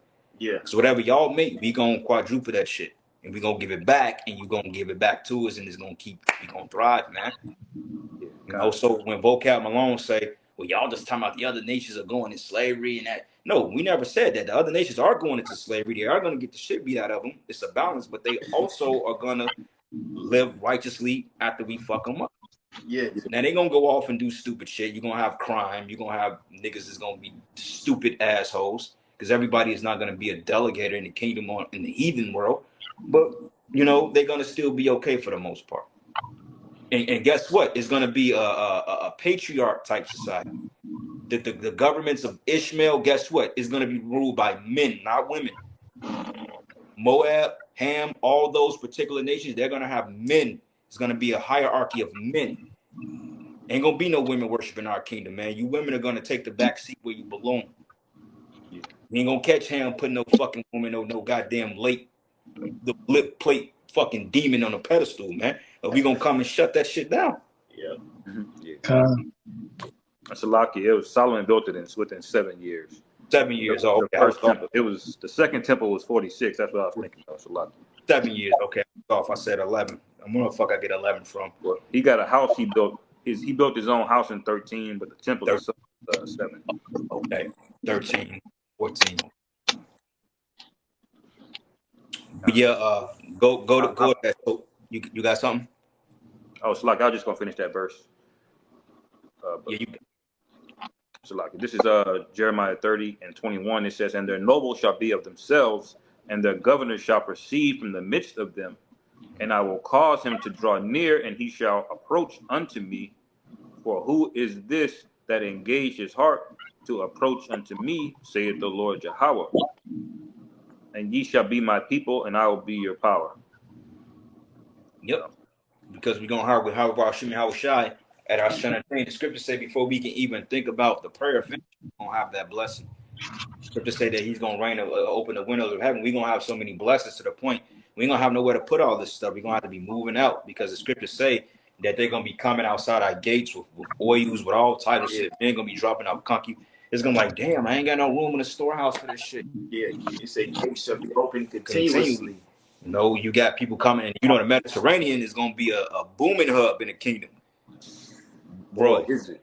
Bro, I mean, dog, just alone the Mediterranean, there's so much trade going in the Mediterranean area right now as we speak. That's why when that shutdown came, when they put a halt to everything and those ships had stopped, that put a halt to everything over here in the West because shit couldn't really move from out there. Yeah, you know what I'm saying? So that's a centralized hub that's very lucrative, man. In spices, flour, wheat, cinnamon, oils, whatever you may need. Yeah. You know? Most-High calculated because he put Israel in the middle of everything. Yep. Because you got it coming from everything. That's why you got north, east, south, west. You got everything coming here. It's gonna be crazy, bro. Like, bro, it's finna be lit. Yeah. You see why we gonna need the Sabbath?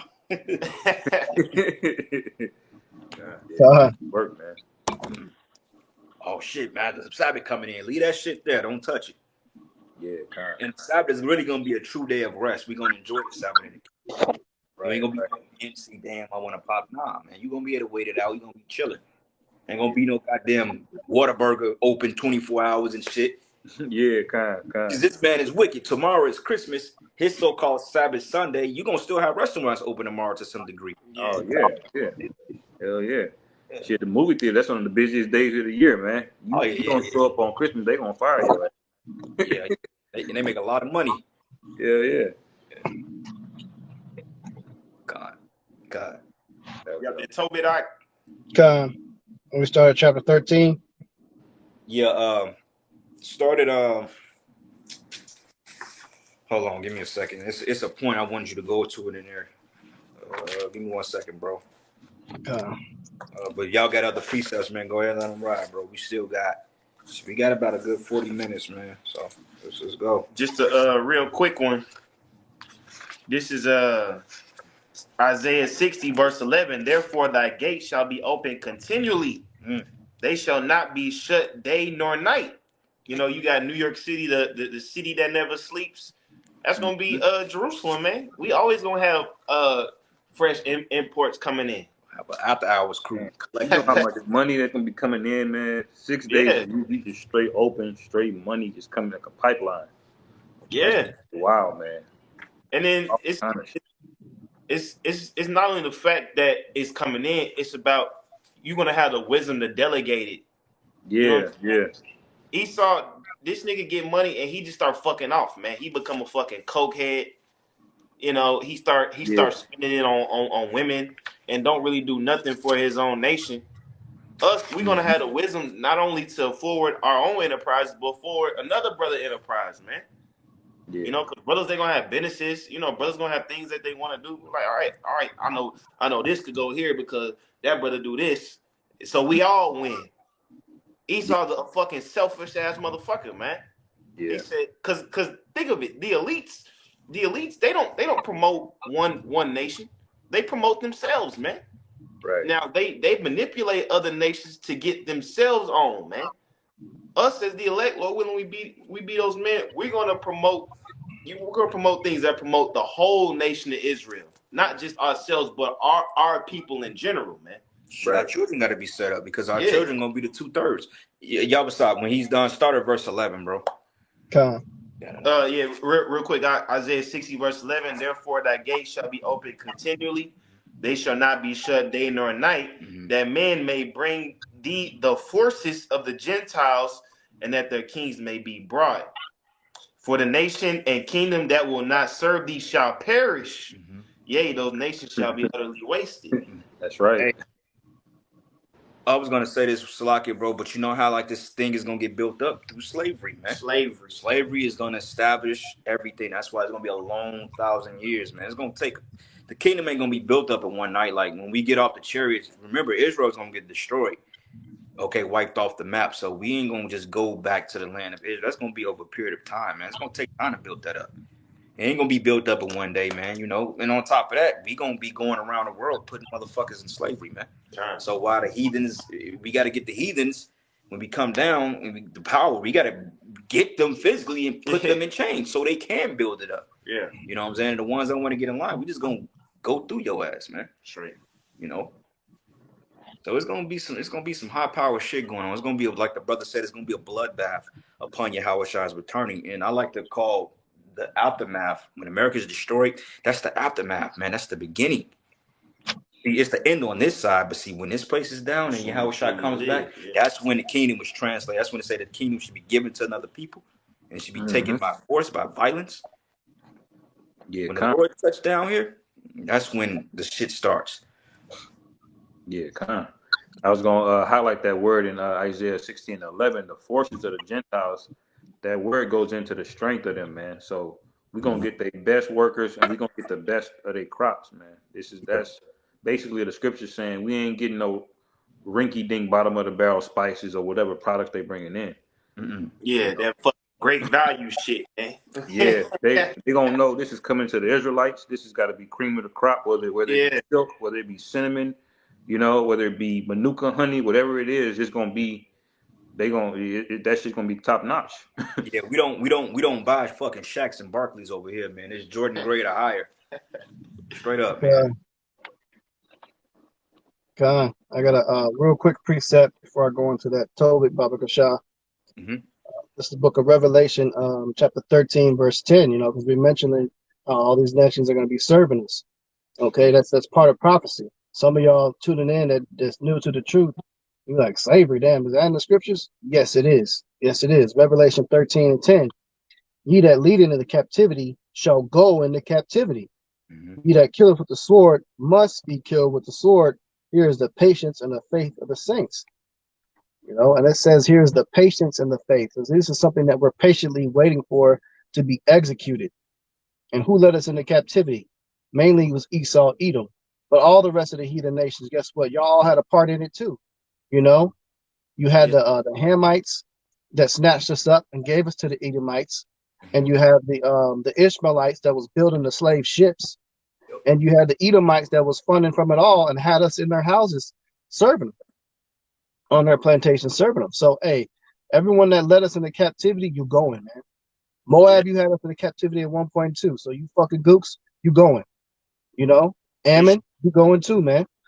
All y'all heathen nations, you all got slavery for a certain period of time.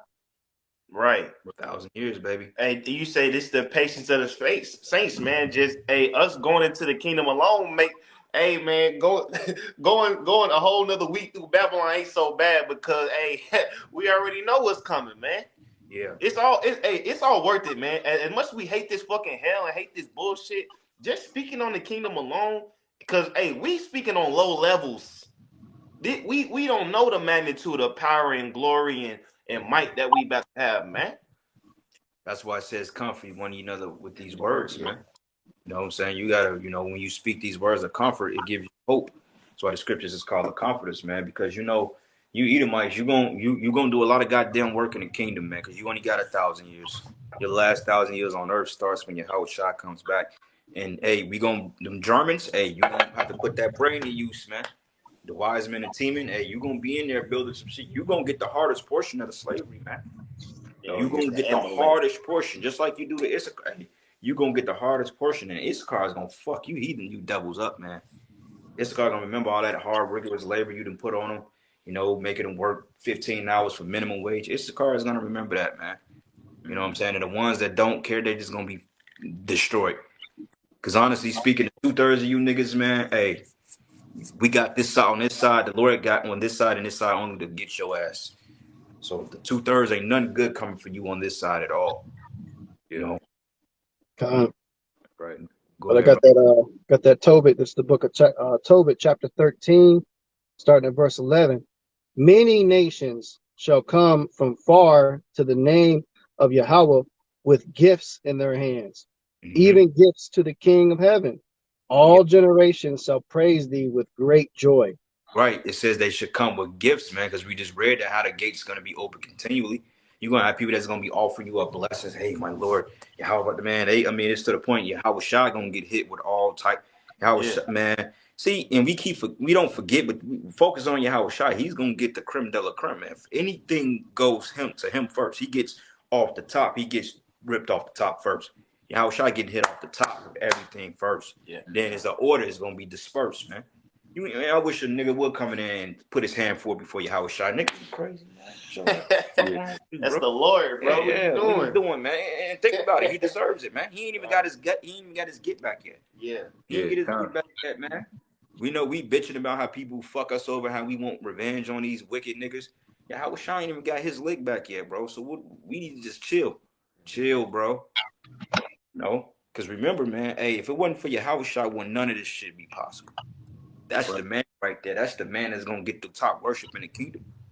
That's right. He's going to get the top worship. Yeah, we're going to be gods in our rights, and we're going to be on a high-ass level, bro, under him. But remember, he's going to be the man. When he comes in the room, the tension is going to be on him mainly. Yeah. And there ain't going to be no hating on this side. A nigga hate that shit. They'll try to take out the Lord on this side in the flesh.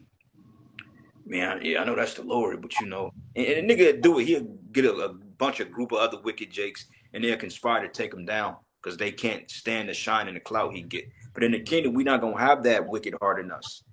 Right. We're gonna actually look, man, you deserve this, man.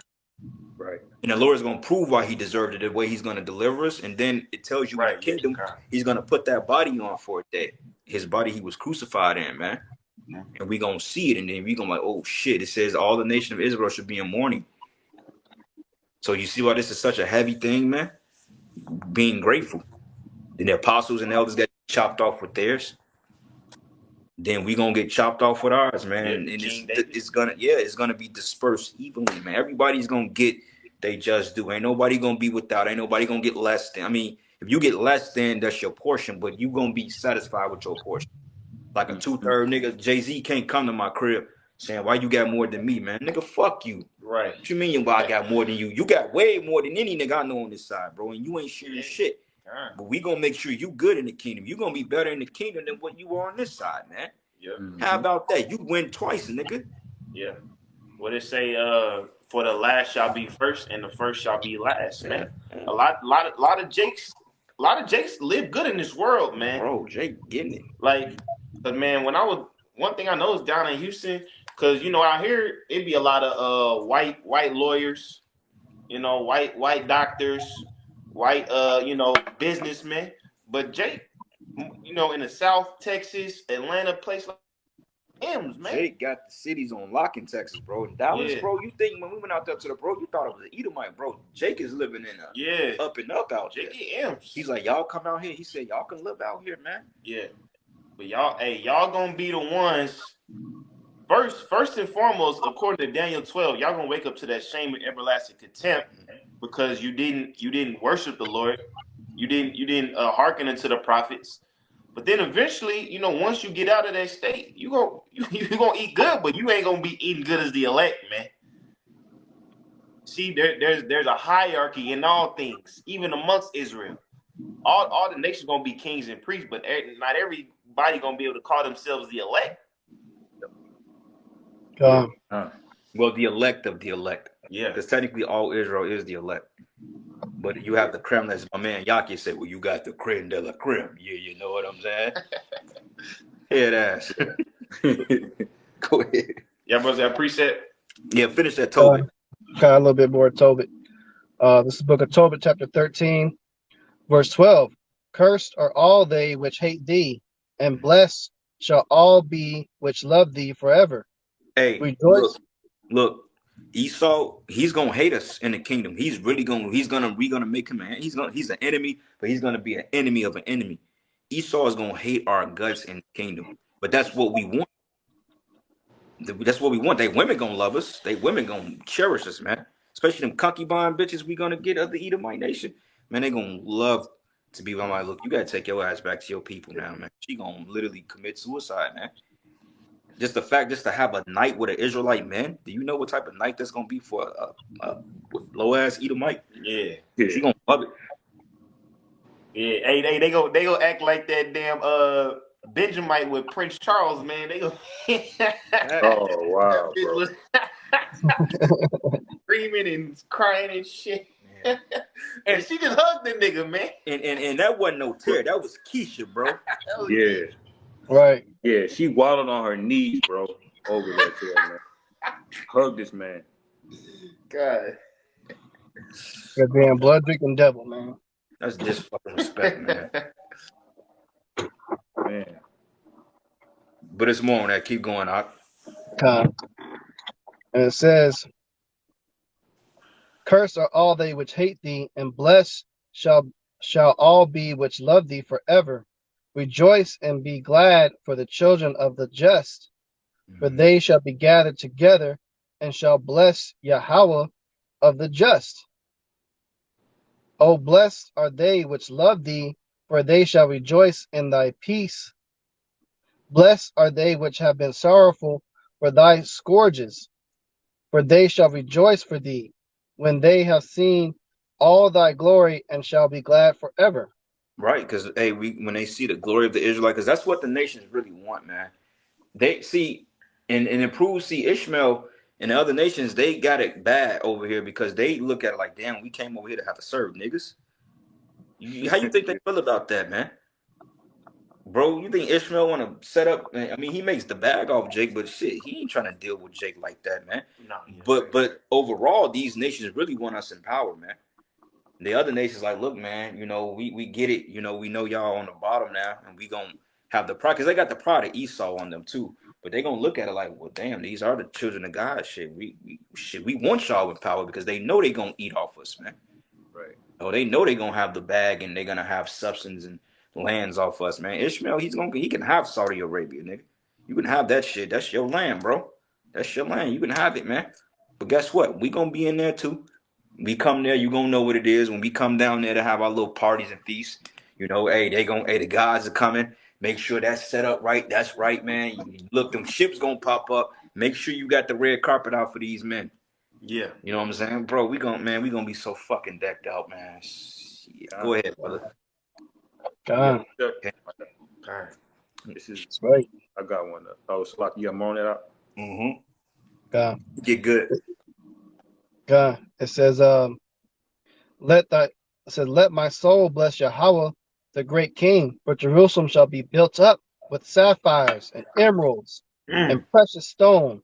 Thy walls and towers and battlements with pure gold. Hey, peep this, right? Now think about it, right? How much does a talent of gold weigh?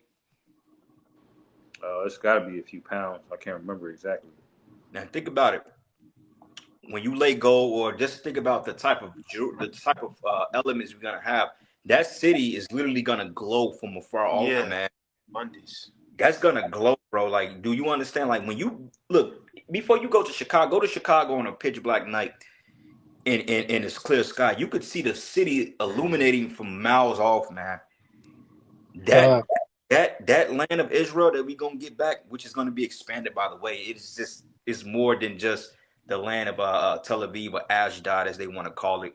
It's several lands around there. It's gonna be huge. But just think about coming from afar off. You're gonna see that glow of you're gonna feel the vibration of the kingdom, man. You're gonna feel it like, oh shit. You're gonna know that you there type shit, man. Yeah, kind. And it ain't gonna be just no ordinary Mo walking into our headquarters. Ain't nobody just gonna be walking in the motherfucker. You gotta have an invitation only. Yeah. When they say the gates should be open continually, them niggas going to the visitor center, man. Drop your shit off and get the fuck out, man. they ain't coming to the palace and get the fuck out. Ain't no fucking got that show MTV Cribs and shit. Nah, nigga, get the fuck out, man. The service entrance, nigga. Go back home, nigga. What you talking about, nigga? It's like that vision that one dude had a few years back. He saw the vision of the kingdom, and he said he saw the Israelites on the other side of the gate, and he said they were all black men, black women, and he said they were looking at him like, "Hey, you ain't finna get up in here." You know, where you he going? was on the other side. This motherfucker, Just hoping, get man. the fuck out of here, man. Yeah, that's what he said in his vision. He said he felt that. He said the way that the Jakes was looking at him on the other side of the gate, nah, nigga, you ain't getting up in here. You wish. But you know, that's going to be like the brother said, hey, the glow. Because I'll read that again. It says, for Jerusalem shall be built up with sapphires and emeralds and precious stones. Thy walls, towers, and battlements with pure gold. Now you look up them stones, man. Sapphires, they glow. Emeralds got that deep green glow to it, especially when you got the light of Yahweh Shai and Yahweh powering up everything. You know, you're going to have all types of colors shooting up in the sky, man. The reflections from the gold alone is going to be seen from miles away. That's right. Mm-hmm. And you know, it's like some of those stones, like the emerald stones, some of them you got to look through like with those black lights and shit because you can't look at it directly. You got to have a special spirit on you in order to even go to that land, bro. I'm like, look, man, y'all drop y'all shit off in the server and get the fuck. And you probably gotta put on a space. You probably gotta have an angel to escort you. High level. Yeah, like you. I wish more I would come. Look, bro, drop your shit off here. I have somebody come get it. Okay, right. Hey, I have an angel to come get it. Angel's gonna be posted up at the gate, brawling as shit, probably 100 feet tall. Like nigga, I wish you would come up in here with that. Yeah, and you got to be on a whole other level spiritually to even build something like that. I mean, it's hard to work with certain stones to prevent them from cracking or breaking. But we're going into it's saying Jerusalem shall be built with sapphires. Can you imagine a giant sapphire like that? Yes. Yeah. That's massive, man. And that's real wealth, real joy. Because we look at like Chicago's and New York City from afar off. It's lights. That's all it is. That's making concrete. glow. Lights and concrete and lights. Yeah. Glass, lights, concrete. But you about to have a city glowing that is made out of sapphires and emeralds? Come on now, man. No trash, no bums on the street. Bro, streets pure gold. Pure gold. Imagine what gold has healing properties in itself. Imagine if you walk, just the fact you're levitating over it, man. Yeah. Okay, that hum, that's a healing engine, man. People gonna be coming there to get hit. Like, bro, can we just get a cup of that shit? You know what I'm saying? A pinch of that, man. Yeah. Even you 2/3 niggas, man. You gonna come born in there, but even then, you ain't gonna just be dealing with Yahweh Shai, because the scriptures say that the elect shall follow the Lamb whatsoever he goeth, man. Yeah. We gonna follow the Lord wherever he go. You niggas ain't gonna be just popping up on your Yahweh Shai, man. Nigga, sign a waiting list. What's the waiting list? 400,000 years. All right, I'll see you then. Bye. And we ain't gonna shit on you like that, but hey, you gonna know your place. Yeah. And you're certainly gonna see him when he puts on that body of what he did for us, man. Every eye gonna go witness that, and that's really gonna hit you. That's gonna hit you heavy, man. That's gonna hit everybody extremely heavy, but especially the 2/3. You're really gonna be hit. Yeah. And the Passover celebrations are gonna be even that much more special because that's gonna commemorate. Remember, it's gonna be a new Passover. Yeah. It ain't gonna be the fact that the Lord delivered us out of Egypt. It's gonna be the deliverance from this place. So it's gonna be even special for the elect, because the elect are the one that made it out of this place, man. You know, so it's going to be in the kingdom, the Passover, when the elect is going to get the creme de la creme of that service, man. Yeah, you 2/3 are gonna be there because you gotta do what you have to do. You gotta be there to understand it. But the elect is gonna be the focal point of the Passovers, man. Yeah, because that's when you have true reason to party. I'm gonna get this real quick to go what he said. Jeremiah 16, verse 14. Mm-hmm. Therefore, behold, the days come, saith the Lord Yahweh Shem Shai. It shall no more be said that the Lord liveth that brought the children of Israel out of the land of Egypt. Yep. See, that's the old Passover. Brought us out of Egypt. Mm-hmm. But the Lord Yahweh Shem Shai liveth that brought up the children of Israel from the land of the north and from all the lands where he had driven them. And I will bring them again into their land that I have gave their fathers, man. Yes, sir. So when we get reestablished, man, back into the kingdom of Israel, that's the reason to celebrate the Passover, man.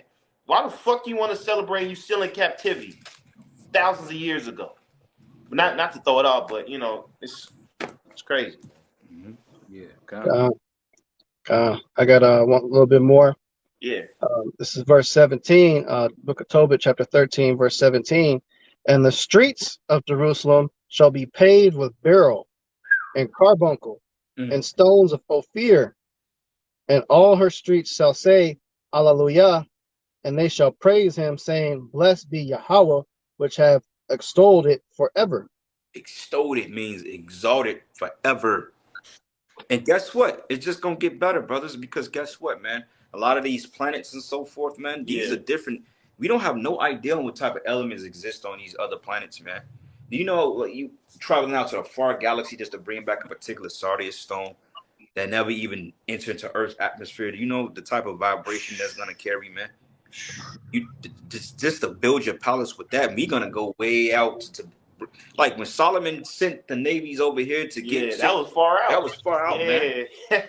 That was a 3-year journey because it was an 18-month a peace trip, 3 years, man. Yeah. So just imagine when we want the best jewels, the best elements, getting just water from a different world, a different dimension, man. It's gonna be fucking crazy, man. And we'll be seeing this in the mindset, bro. Yeah. Because you can understand it. Right. Yeah. The slave spaceships, man. We're gonna send Esau out there mining, man. We're gonna pack his ass in on a spaceship and just chariot. Yep.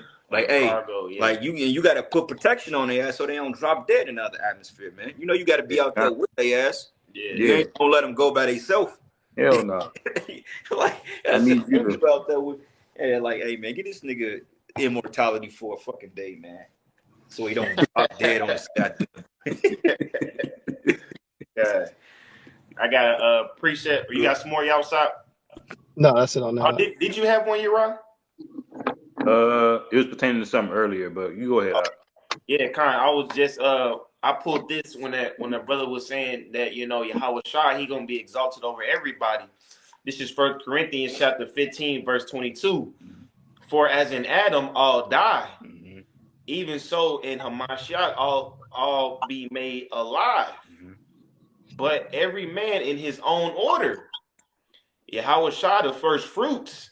Afterward, they that are Hamashiachs at his coming. See, Yahweh Shai first, then the elect. Yes, sir. Because the scripture going to the elect, they're created from the foundation of the earth. That's an order. Yes, sir.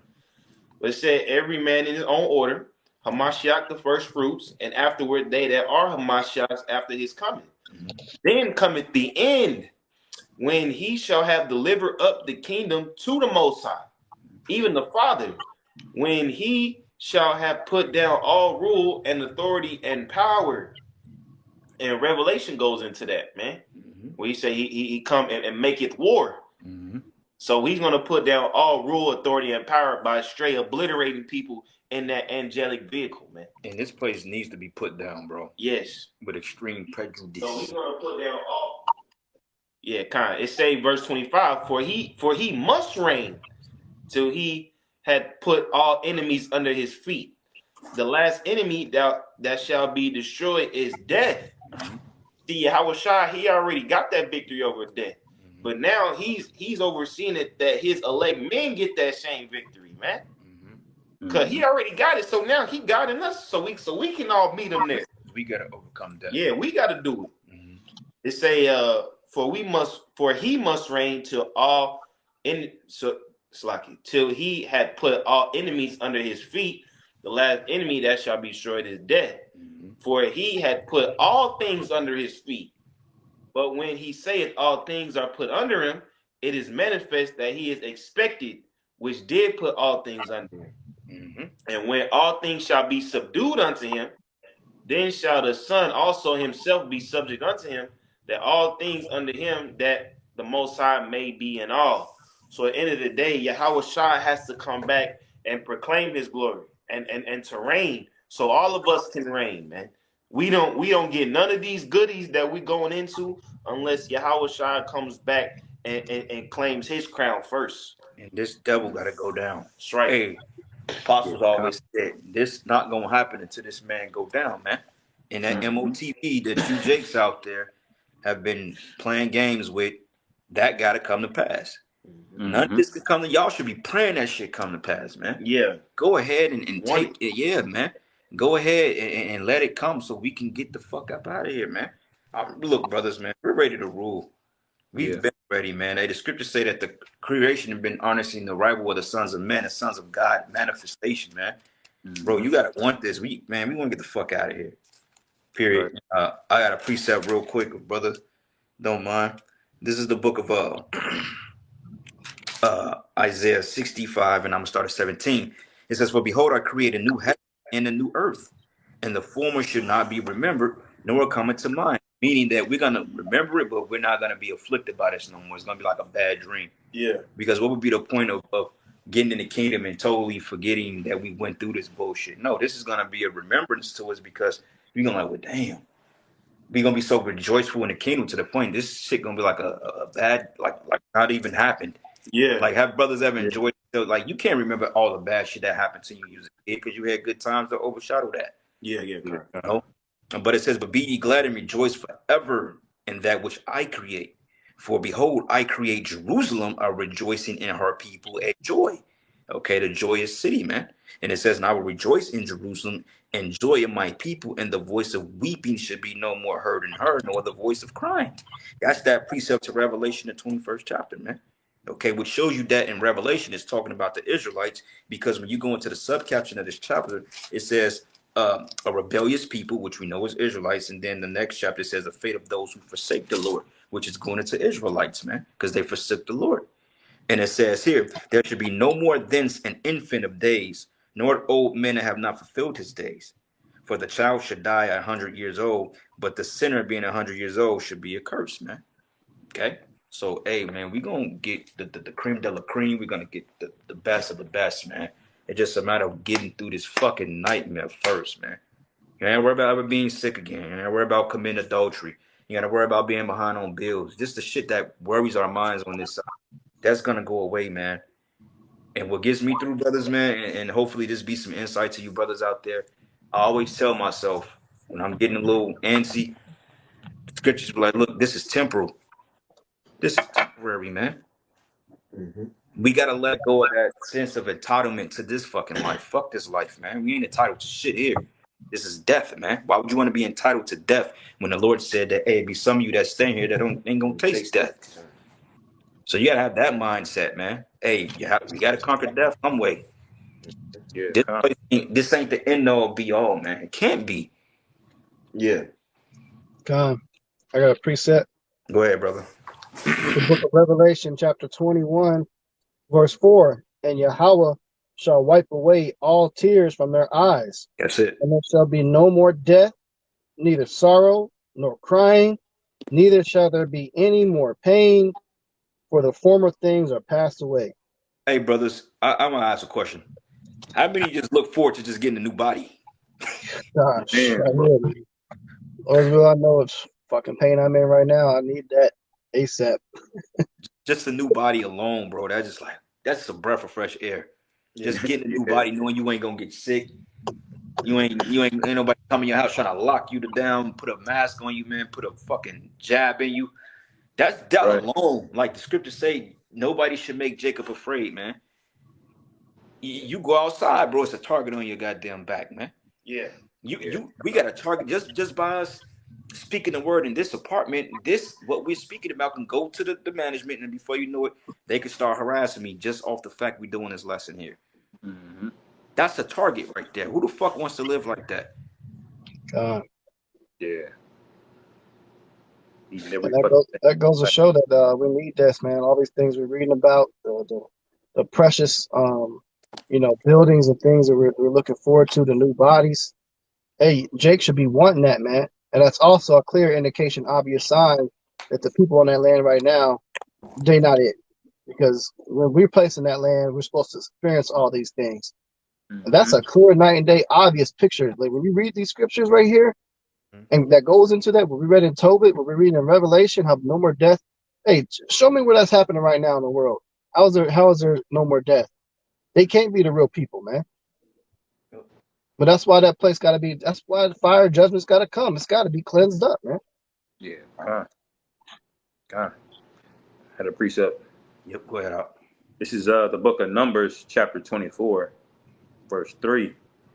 It says, and he took up his parable and said, Balaam, the son of Beor, hath said, and the man whose eyes are open hath said, he hath said, which were the words of the Most High, which saw the vision of the Almighty, falling into a trance, but having his eyes open.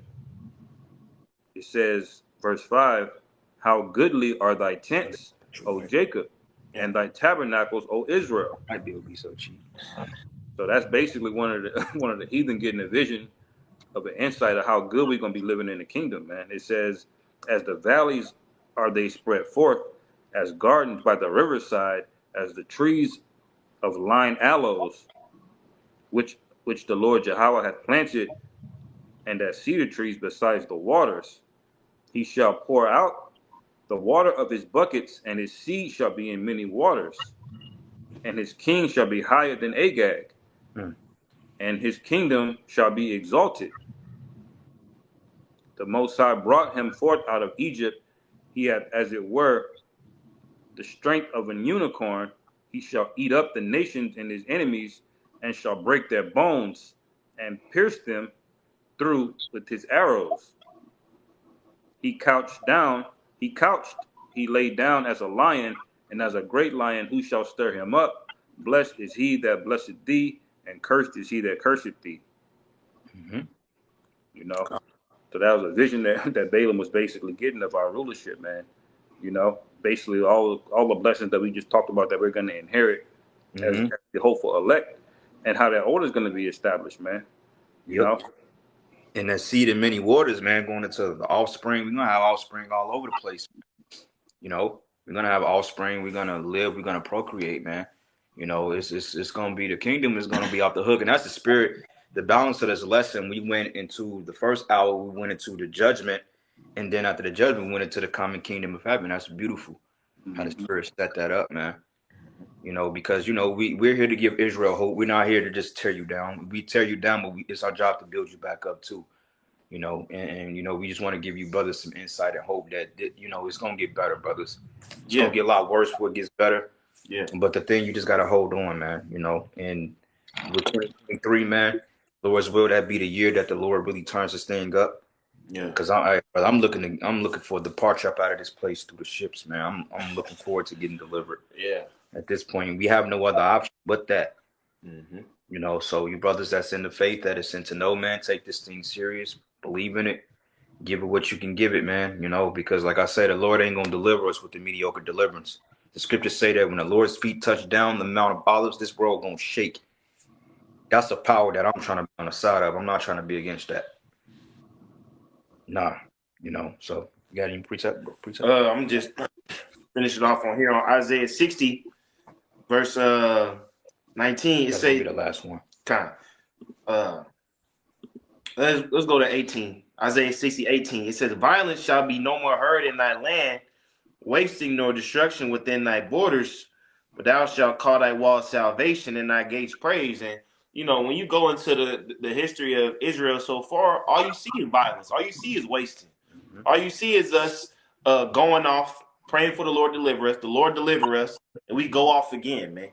You know what I'm saying? More nations taking advantage of us.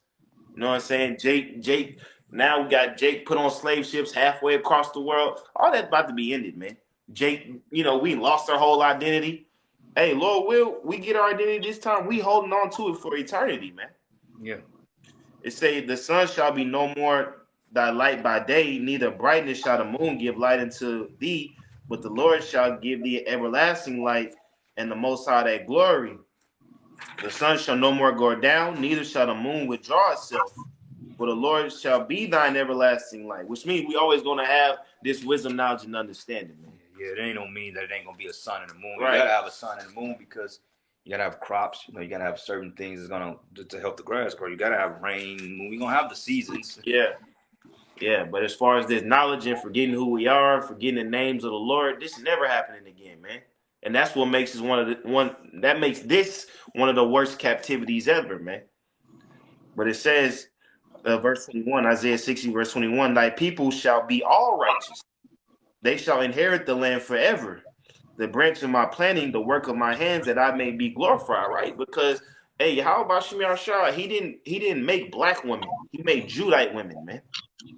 He didn't make Latinas. He made Issacharite, Ephraimite, Simeonite women, man. That's going to be the work of Yahweh Shemiah Shah's hand, man. And you're going to see the glory of that. God. But it says, thy people shall be all righteous. They shall inherit the land forever. The branch of my planting, the work of my hands, that I may be glorified. See, Yahweh Shemiah Shah gets glorified by the way that his people is glorified, man. Right. Then they're going to know, because, hey, that's what Zion is. It's a memorial. When you see the Lord's people, you think of Yahweh, man. Right. But verse 22, a little one shall become 1,000, and a small one a strong nation. And I implore Yahweh Shemiah Shah will hasten in his time. Yep. I will hasten in this time. And hey, Salaki, I one more precept, brother. One more, then we'll shut it down. You brothers got something else? No. Okay. Well, this is the book of Isaiah 41, and I'm gonna start at verses 17. It says, when the poor and needy seek water, there is none, and their tongue filleth for thirst. I, the Lord, will hear them. I, the God of Israel, vocab, okay, will not forsake them. And it says, and I will open rivers in high places and the fountains in the midst of the valleys. I will make the wilderness a pool of water, and our dry land springs of water. And I will plant in the wilderness the cedar and the shittah tree, and the myrtle and the oil tree. And I will set in the desert a fir tree, and the pine and the box tree together, and that they may see and know and consider and understand together that the hand of Yahweh have done this, and the Holy One of Israel created it, man. So the deserts are going to be populated. You know how good a pine tree smells, man? Man, but just the point, man. So anyway, man, we gonna end it there, man. We went a little 2 hours, man. We ain't gonna overdo it. We just gonna end it here, giving all praises and glory, honor that's due to Yahweh. Double honor to the elders, the apostles, a great millstone. Peace and blessings and salutation to the hopeful elect. Noise in the gospel, bro. Lift up the standard of Yahweh by Shemi Howard Shai, wherever it may be. Hey, stay tuned, man. Lord's will next week after the camp. We're going, of course, we're going to the street speaking, but after the street speaking, Lord's will, I want to say roughly around 8, 9 o'clock, we're going to get the New Year's Eve of Destruction show in, Lord's will. Go in on that. Hopefully, we got a special guest to come through. And hey, just stay tuned, man. We got a lot built up through the spirit. It's been a happy year, man. Brothers got some testimony. So, Lord's will, y'all were edified into the next lesson. Shalom and the Bible ball. Shalom. Shalom.